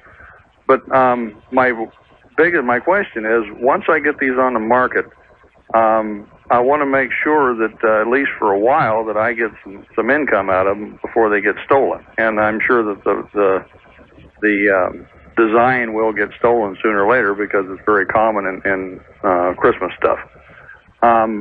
My question is, how do I go about protecting it for, say, a year? You really can't. Can't copyright it or anything? Well, yeah, you can do all those things, but you said protect it. There's a difference. Okay. What I'm trying to get to is, yes, there are legally they can't knock you off. Mm-hmm. But in reality, they're going to knock you off. Okay. If you have something that's worth knocking off. Yeah, well, I believe they are, and the people that I've gotten them out to so far really like them, so. Well, in that case, you're going to get knocked off. And you said, like, they're Santa Clauses and that kind of stuff? Yeah. Well, I mean, how can you even copyright a Santa Claus? Well, that's true. I mean, everything that everybody ever does is just a knockoff of something else. And you change the one finger placement or an eye. Yeah, you see, what you can do is protect your label. Okay. The figurines that Hummel makes are pretty commonplace, are they not? Yes. The things that they're depicted is what I'm trying to get to. I'm not saying that Hummel is commonplace, but the little girls and the little guys and whatever but the name Hummel and whatever little peculiarities they have about them. One of the more contemporary items would be Precious Moments, and they are recognizable. And to that extent, they're protectable. But it's the label that's really the big thing you're protecting. Here's another something to throw at you. In this world of liability, what happens if I carve something and a piece breaks off and some kid drives a walking staff into some other kid's eye? You got a problem. Or more to the point, what happens if he drives into his own eye playing with this thing? Okay. You don't put walking staffs in, I guess. That's the answer to that. Okay. If they're made for children. They're not made for children, no. Well, it's one thing. It's again taking the accepted label Yadro. You're familiar with Yadros, are you? Yeah. All right. In many of the more contemporary Yadro, they have little brass pieces that are in people's hands. Mm-hmm.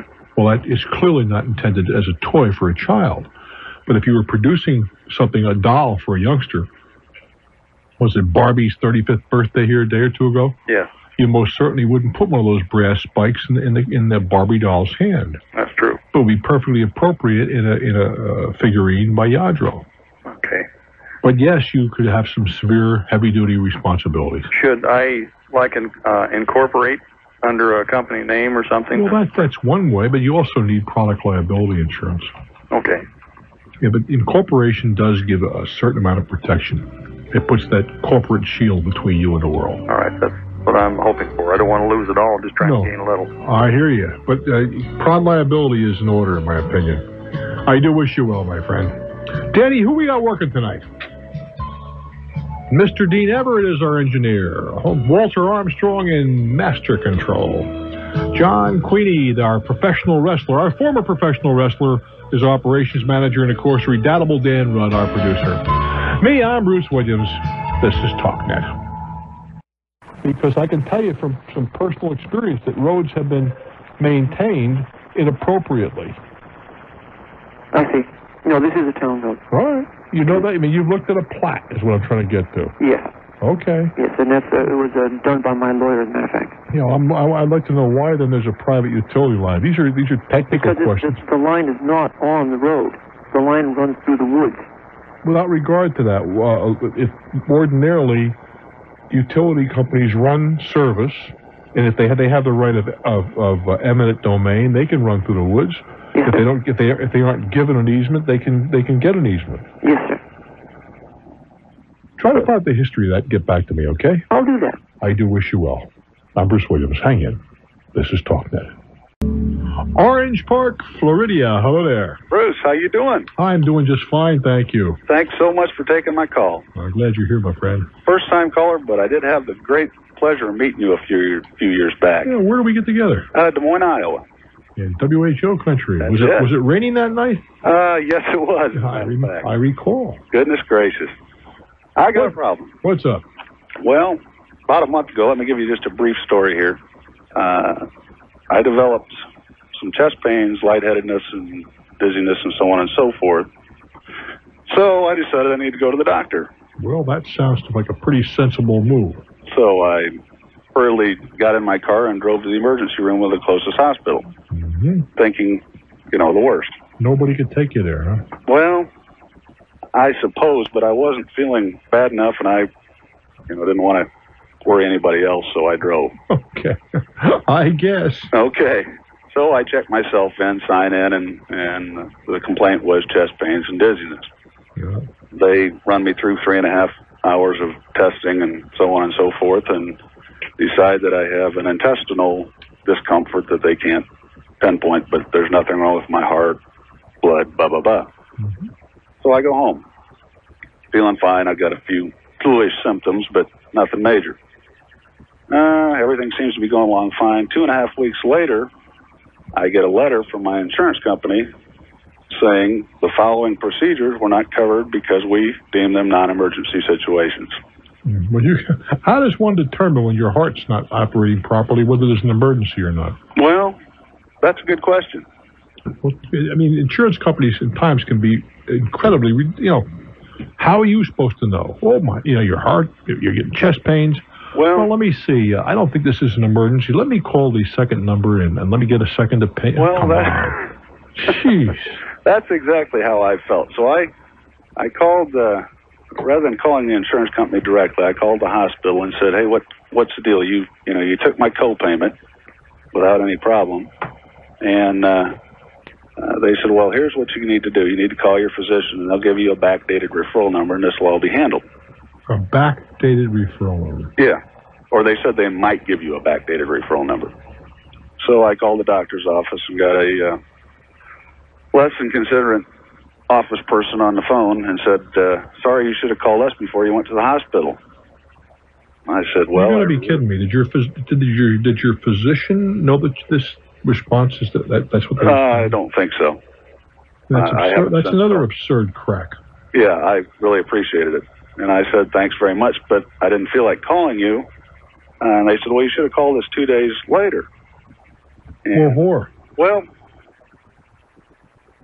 the little letter I got from the insurance company said, please refer to your handbook. Naturally. Which, on page 34, it says. Right. Any emergency situation or possible emergency situation, the doctor has to be informed and they have to, I suppose, okay the emergency. What a lot of crap. So I called the insurance company. Yeah. And I said, hey, listen, this is what happened. Blah, blah, blah. What's the deal? They said, well, you didn't follow the correct procedures in a non-emergency situation. And I said, well, listen, I didn't know it was a non-emergency situation. I wasn't thinking real clear, and I just went to the emergency room. It was a 45-minute drive across town in good traffic to my physician's office. I really didn't know if I was going to make the trip or not. So they said, the whole thesis is absurd. What's that? Their whole thesis is absurd. I agree. They said, but we'll check into this and call you back and tell you what we can do. That's so decent of them. So they did call me back within the hour. And they said, well, our head guys have looked at this, and you can write a letter of appeal if you'd like. And I said, well, that's fine. I'll be happy to write you a letter. But let me ask you, just between you and me, what's going to happen? This guy happened to have the same name as me, and we kind of hit it off on the phone. Mm-hmm. And he said, well, Jeff, based on your age, they're probably going to kick the claim.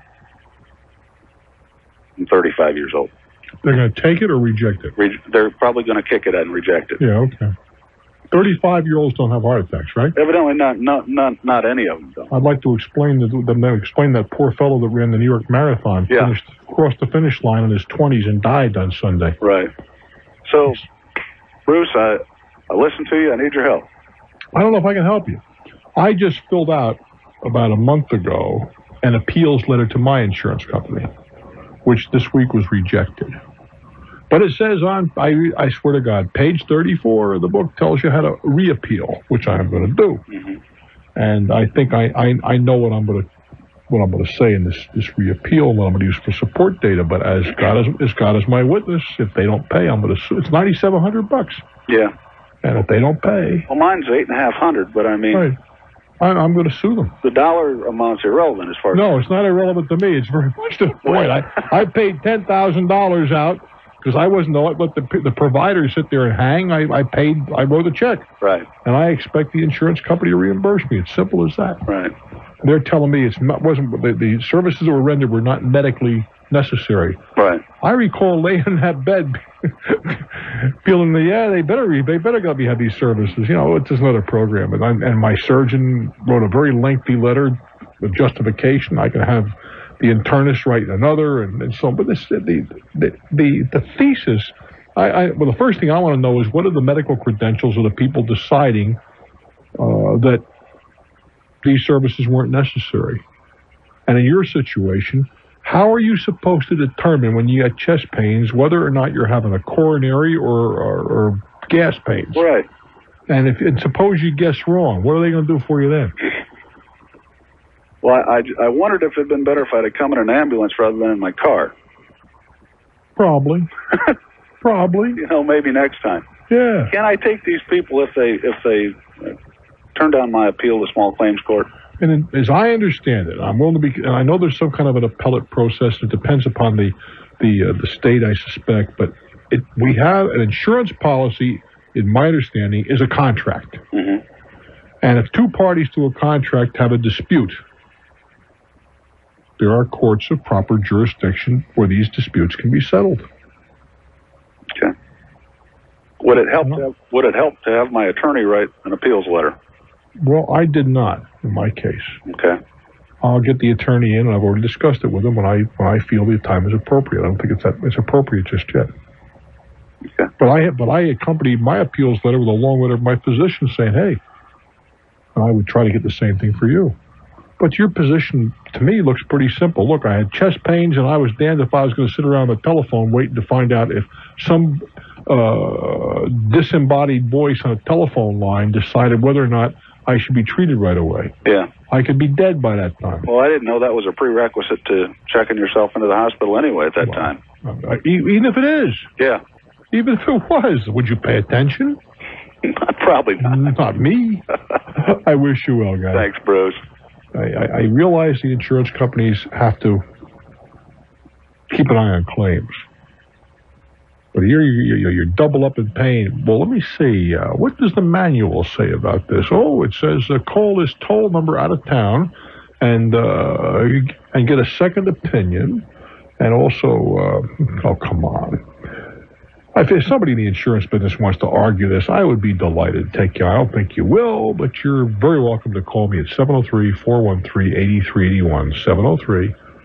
703-413-8381. Milford, Connecticut, home of Milford Highlight. Hello there. Hello, Bruce. How are you? All righty. You calling from the Fronton? Yes, I wish I was there, but Is that right? not a big gambler. No, it's not a question of gambling. I have never attended a sporting event that was so dull. I went to Highlight in Tampa here a few months ago. I've been to Milford Highlight, of course. And every time I think, there must be something I'm missing here. This is dull.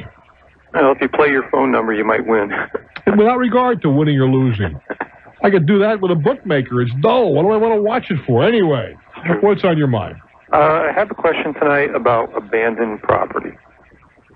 Okay, the scenario is my brother-in-law had a friend that had a record collection. Records, tapes, magazines, whatever. And as a favor to him, my brother-in-law let him store his collection in his condo or house or whatever for a couple months. And because the friend was moving and he was moving to a different apartment. Lo and behold, 5 years later, the records are still there. And where's the friend? They don't know because 2 years ago was the last time they heard from him. They received a Christmas card from him 2 years ago with no return address. Oh, boy. And they don't know where he is. He was last in New York State somewhere. What do you figure this accumulation is worth? Well, that was my other question, too. I was trying to go about if, in fact, all I know is the boxes are sitting in my cellar of my garage right now. Well, you got them. How did you get into the act? How did I get into the act? You said was it stored at your brother's place? Yeah, well, what happened was my sister recently just moved to Florida, and they're in the process of cleaning out their condominium. And they said, guess what, brother? Yeah, look what we found and what we have. What are they worth? I have no clue. I am right now, I have 29 boxes of 33 and a third LPs, liquor boxes. 29 boxes. And I had a couple 145s that I brought up to a record dealer or whatever, and he said he'd give me $150 for them, just the 45s. If it were me, I would just do whatever I wanted to do with it. Now, I'm not telling you that's the appropriate thing to do. But after 5 years, I think it's reasonable to assume this guy is not coming back. And even if he did come back, you'd say, okay, let me see, you've been gone for 5 years, during 1,700 days, something like that. Mm-hmm. At $2 a day, that's $3,400. Storage. And that would not be an unreasonable number either. Yeah, I was just going through the records the other night, and I ran across a couple Elvis Christmas albums in there, and I had bought a book for pricing wise. And I was just curious, if I do try to sell these things, do you have any clues as to how I could go about just get rid of them to a dealer? Well, there are plenty of dealers around, the record dealers, but you're going to get probably 20 cents on a dollar there. They're entitled to a profit. Right, I understand that. That's what the book was saying. Mm-hmm. Or alternatively, you go to one of the swap shows where records are exchanged. Like a collectibles thing? Yeah, I stopped in at it's an old diner that just loaded with records. And, the guy has a zillion records in there. It was quite an experience, but I don't know how he keeps track of them. But obviously there are people that are interested in that stuff. But I'd do what you will with it. I wouldn't worry about it. I'm Bruce Williams. This is Talknet. Indianapolis, Indiana, it's your turn. Welcome to my world. Thank you for taking my call, Bruce. My name is Ram. Yes, sir. How are you today? I couldn't be better. What's on your mind, kid? I've been listening to you for the last 5 years, and I took some time off today, and I got a chance to talk to you today. I'm fortunate enough. Glad you're here. What can I do for you? I'm from India. Mm-hmm. I would have guessed. I have a small problem. I would like to talk to you and see if you can advise me. Mm-hmm. I got into a partnership, buying a liquor store where we sell beer and wine drive-through. We bought this for 15 years lease, and when the guy sold this business, he said that it does weekly around $6,000 or $25,000 a month, and close to $300,000 a year. Mm-hmm. And he offered us for $120,000. That's an awful lot of money for a business grossing $350 a year. Yeah, that's what And now there is a construction in that area, on that neighborhood where the store is. And the rent is cheap, though. I mean, considering the neighborhood, it's around $750. Mm-hmm. And down payment was around $48,000, and rest is financed at 8% for next. And how much is the price? I'm sorry, $119,000 exactly. Sounds high to me. How much inventory was there? Around. It's not including inventory, though. We paid it. All right, you paid still that $120,000 and plus the key. Plus, right. Plus the inventory. That's a lot. That's a lot of money, right? Seems so to me. Yeah. The store is,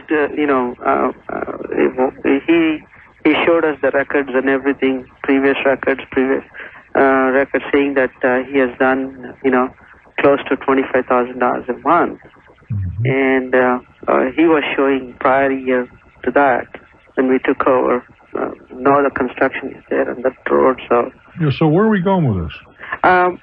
My problem is that I have 25% of the share in that business, and looking at the numbers and everything, I really feel that it's not, we are just breaking even. Every month we have to pay $1,000 mortgage, whatever the balances are financed, and I have to decide. I have, whether I have an option whether I can get out with the partnership, leave the 25%. How much time are you putting in there? I'm not putting any time at all.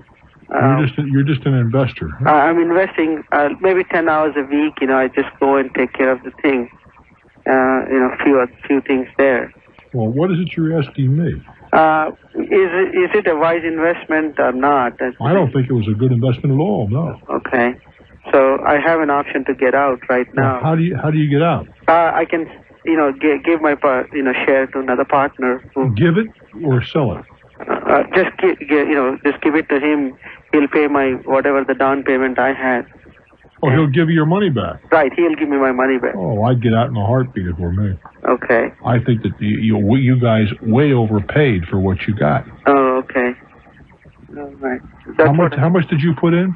I put in close to 14,000 down payment on the towards my 12,000 plus inventory, I should say. Mm-hmm. But you put in cash $12,000. That's right. Yeah. Plus, and you can get out with a whole skin. Is that what you're telling me? That's right. Yeah. Oh, I would grab it and go in a heartbeat. Yeah, I'll just get the money and I think I might not be able to get it in one check, but it might be a couple of checks. But well, that's up to you. As long as you think you're going to get it, I'd get it. Yeah, I can get it. I mean. Well, I'd leave. I just think you overpaid, and it may be that they can make a living, but I don't see how you as an investor are ever going to get any out of that. Right. See, I have a full-time job. My wife doesn't, and I thought, she could work there. Obviously, she has an option to work there. But the problem is you're not doing enough business. Right. What is the gross margin on the stuff that you're buying? About 30%. All right, so your gross profit is only $100,000 a year. Right. Then there's going to be nothing left over. Yeah. I do wish you well, my friend. Okay, thank you very much, sir. All righty, we go from Indianapolis to Washington, D.C. Foggy Bottom, US of A. Hello there. Good evening, Mr. Williams. Well, good evening. Thank you so much for taking my call. You're welcome. What can we do for you? I listen to you all the time, and I'm wondering if I can use some of your expertise. You rascal. What's happening with the election down there? Is Marion Barry your new mayor? It looks that way. Yeah, I think it looks that way as well. Yes. Isn't that a sad commentary? I wanted to get your advice on my purchasing a home. Okay. I have a home now. I have a mortgage which is currently about $30,000. What I want to do is to buy another home and pay this off and put a down payment of approximately $120,000 on another home. Well, back up a little bit. Do you want to? The home that you're in now, you're going to get rid of that? Is that correct? Yes. All right. How much is that worth? Well, probably I haven't had it appraised, but probably about $100,000 maybe. And you said 30, I think, right? Yeah, I have a balance. Okay, so you got $70,000 in equity. Let's assume that the time you get done paying expenses and all the rest of it, you walk away with $60,000. Possibly. Okay, yes. Is that a fair number? I don't want to. Yeah, I think so. Okay, now you got the $60,000. Now, how much of a house do you want to buy? About $180,000. All right, so now you got to come up with $120,000. How much do you earn? Well, what's the family income? Well, no, I have the $120,000. You do? Yes. My goodness gracious, you're an heiress, huh? No. Where's all that money coming from? I just came into some money. You did, huh? How did you come into the money? I'm retired now. Yeah. Well, why are we buying a house? How old are you? 62. Why are we putting all this money into a house at your age? Well, because I've retired and I want a Rambler type house with everything on one floor. Yeah. But if you're retired, check me on this one, but if you're retired, you're not working at all, right? No. Are you married? I'm divorced. What I'm trying to get to is, there's anybody else in the house that you got to worry about? No. Well, in that case, why don't you move a little further out into the sticks where you can get a lot more house for a lot less money?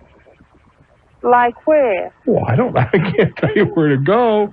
But, I mean, if you're in and around the metropolitan area, you're obviously going to pay more money than if you went out of the burbs someplace, out into Virginia or into Maryland. Right. That's where I'm going, to Northern Virginia.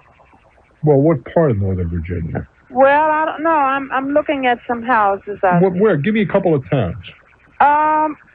Well, let's see. Fairfax. Well, you're in the Beltway, though. That's in the Beltway. Falls Church. That's in the Beltway. Uh-huh. That's the high rent district. Well, you see, people are going to pay a good deal to live there because it's a relatively, well, that's a tough term, relatively easy commute into the district. We can agree on that, right? Yes. Well, you don't need that proximity to the district and to the, or you mentioned in Virginia there, to the Pentagon and Arlington Hall and all that stuff. Why pay for that when you could go out 50 or 60 miles and get a whole lot more for your money? I don't want to go that far out. Why not? I just don't. I don't want to get too far away. What do you get far away from what? From Falls Church. Well, what's in Falls Church? Some relatives of mine. Well, you see, if you're retired, you can drive in and out and see your friends. And I'm just saying that you get a whole lot more for your money. That's all, dear. Oh, I understand what you're saying. But if you got the money and you want to buy a house, go for it. So what I'm saying, could I pay this off so that I would not have two mortgages to pay? Well, yes, you can, but I think you would be a foolish woman to buy the second house until the first house is sold. Oh. And I don't mean under contract. I mean sold out. Your stuff's in storage. Yes.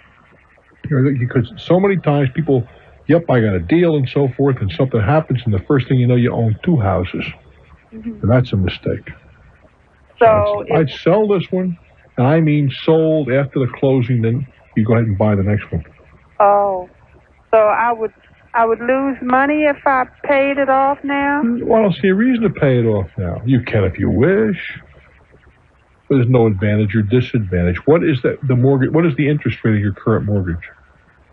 Oh, I don't know offhand. Well, that would be a factor, you see. Yeah, I would lose the interest. No. The big thing is, my dear, I don't want to see you wind up with two houses at one time. Sell this one, then buy your next one. Oh. I wish you well, sweetheart. All right. Thank you so very much. It has been a joy. I'm Bruce Williams. Hang in for more. More Talknet. We go now to Kansas City, Kansas. Hello there. Yes, Mr. Williams? It is I. I'll tell you a quick story. When I was 19, I was cleaning floors and sweeping, cleaning out toilets, and this old guy I worked with forced me to listen to this radio show every night. And I wanted to listen to the baseball game, and I've been hooked ever since. I'm 29 now, and it's the greatest education I've ever had. Well, you're very kind. I was going to say, you're hooked on toilets or hooked on me, but we would let that... Anyway, what's on your mind, guy? All right. I had about 35 days ago, I had my car stolen. Oh, boy. And I'm in an argument with my insurance company on whether or not they're going to... Or they've offered me something. I just want more than they've offered. Has the car been recovered? No, sir. Is that right? Chop shop number, huh? What? How old a car? 91. What kind of car? Just a little brand name. Yeah. Toyota pickup. Okay, the reason I asked, there's certain cars that are stolen strictly to be chopped up. You know, in 12 hours of the car or less after the car is swiped, you'd never see it again because it's in pieces. Yeah, it could be. I don't know. I don't know if that's a chop shop bait or not. I don't know the answer to that. So they offered you what? I mean, I don't mean dollars, but where did their number come from? From the book or what? No, they said they go to like a computer database of I don't know, cars in this region. They say. Yeah. And they offered me 5, and the Blue Book's 7, and I think fair market value is closer to 68 or 69. Mm-hmm. But it's not that. I mean, I'll work it out. Well, I don't know if I will work it out. I'm going to keep fighting them. Of course, you're not obliged to accept what they offer just because that's what they offer. No, they sent me a check, and I mailed it right back to them. Well, no, you don't have to do that either. Oh, really? You can accept the money and still not give up your rights. Oh, I see. But you can send it back as well. Well, what about my... can I drop my Toyota pickup now for my insurance? Because they gave me a rental car for 30 days, and that's up. So I had to return that. I'm just friend who I teach high school, a guy who teaches with me, he had an old car sitting around. He lets me drive that. It's on his insurance. But is the other car insured? You're absolutely sure that it is covered by an insurance policy? Yeah, I'm positive. Well, in that case, there's no reason to have. There's no Toyota to be insured. If the guy or somebody who stole it got in an accident, That's not your responsibility. I see. Well, then my next problem is my rental car that I got, that was broken into. Oh, nice. So they broke the windows out of it. Well, it's going to be like, I don't know, $250 to fix the windows. Mm-hmm. The rental company already fixed it. But I want to know if I should turn that into my insurance company now. Well, that's a good question. There's a good question, because you're telling me that the insurance on the stolen car is still in force. When that claim took, when that incident took place. Yeah, I wouldn't have taken the rental car unless I did check it ahead of time. Well, you can do that or put it on the appropriate credit card that would be covered. Oh.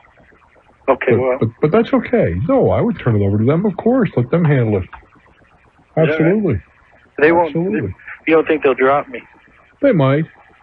Yeah. I have a good driving record. I've never had any claims against them. But they might. I can't. You can't. It's pretty hard to look for a rational reaction from some insurance carriers. But the fact is that the fundamental question is you're a couple grand apart on the comp claim. Yeah. I guess my next step is to. They sent me some of their, the data that they collected on figuring fair market value. Mm-hmm. They faxed that to me, and I called on those cars. And each of the cars that they had on there, I was able to check out two of them that sold for $5,200, which was what they're offering me. Yeah. Those cars each had over 100,000 on them, and mine had 40,000 on them. Well, I would point that out to them. Well, I did, and he said, "Well, I'm not sure that that's what we based it on." Well, that may be the case, but you say, "Look, if we can't negotiate this, then we'll have to litigate it." That's all. Yeah, but that's what he's gonna want to. I mean, they're larger than me. That's true, but they have no particular interest in litigating matters as relatively minor as this. Yeah. You go back and say, "Look, I am perfectly agreeable to be reasonable, but $5,000 on this automobile isn't reasonable."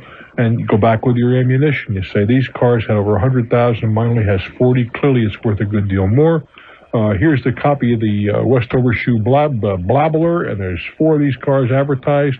I looked at all 4, and this is how much they want for them," and so forth. I think you find if you get that serious that you can. I'm not going to tell you to get the whole $7,000, but you can certainly negotiate it up to $6,500. Well, I'd be happy with that. I do wish you well, my friend. Thank you. Thank you very much for the kind words. This is Bruce Williams. This is Talknet. We go now to Brainerd, Minnesota. Hello there. Hi, Bruce. How you doing? I am well, thank you. Great. I love your show. Thank you. Say, I am a teacher here in town, and as a part-time business, I started up a lawn service last spring. Mm-hmm. And my very first job that we did as a spring cleanup, we had a little trouble collecting the bill.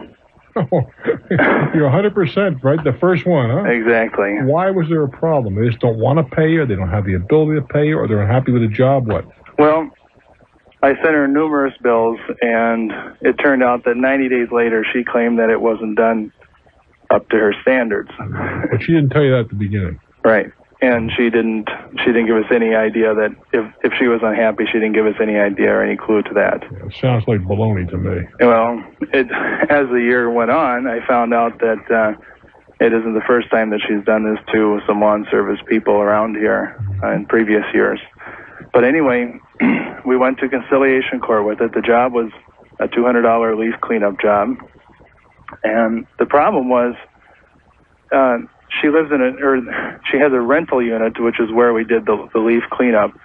And that's in a different county than where I am. So we went to conciliation court. She didn't show up. And so we got the default judgment. Mm-hmm. And now I'm to the point where I've gone through all this. I've waited 30 days, and I can have it transcribed to district court and continue on with it. What's to continue on? Well, you have a default judgment, do you not? Right.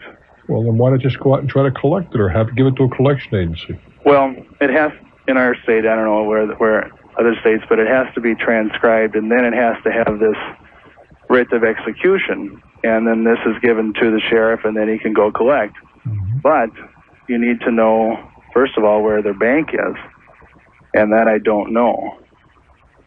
So the next step would be to have her have this force, it's called a request for a disclosure form, and she would have to tell me where her assets are. Yeah, she's not going to do that. Well, and that's what I said to the court, and they said, well, that's most of the time what happens.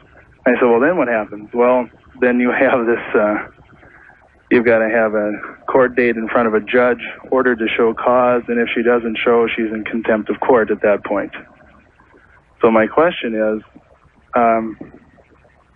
do you think it's worth the time? Well, here's another part. Real quick, we're running out of time. Okay, another part of the story is she's in an entirely different county in Minneapolis area. You mentioned that. Well, but the rental place that I did the work at was where I am near in. If it were me, I'd give it. If it were me, I'd give it to a collection agency. You don't have to have all the judgments to collect on it for an agency to take it over. This is the way they make their money. They will go after her and spend some time making her life a little bit miserable. Do I think it's worth pursuing for $200 only for the education involved? It's just too much nonsense. It's part of business. Unfortunately, it was your first client, but I'd give it to an agency. Hey, kids, I know it's not easy, but do give it your best shot. Try and do what's right, huh? I'm Bruce.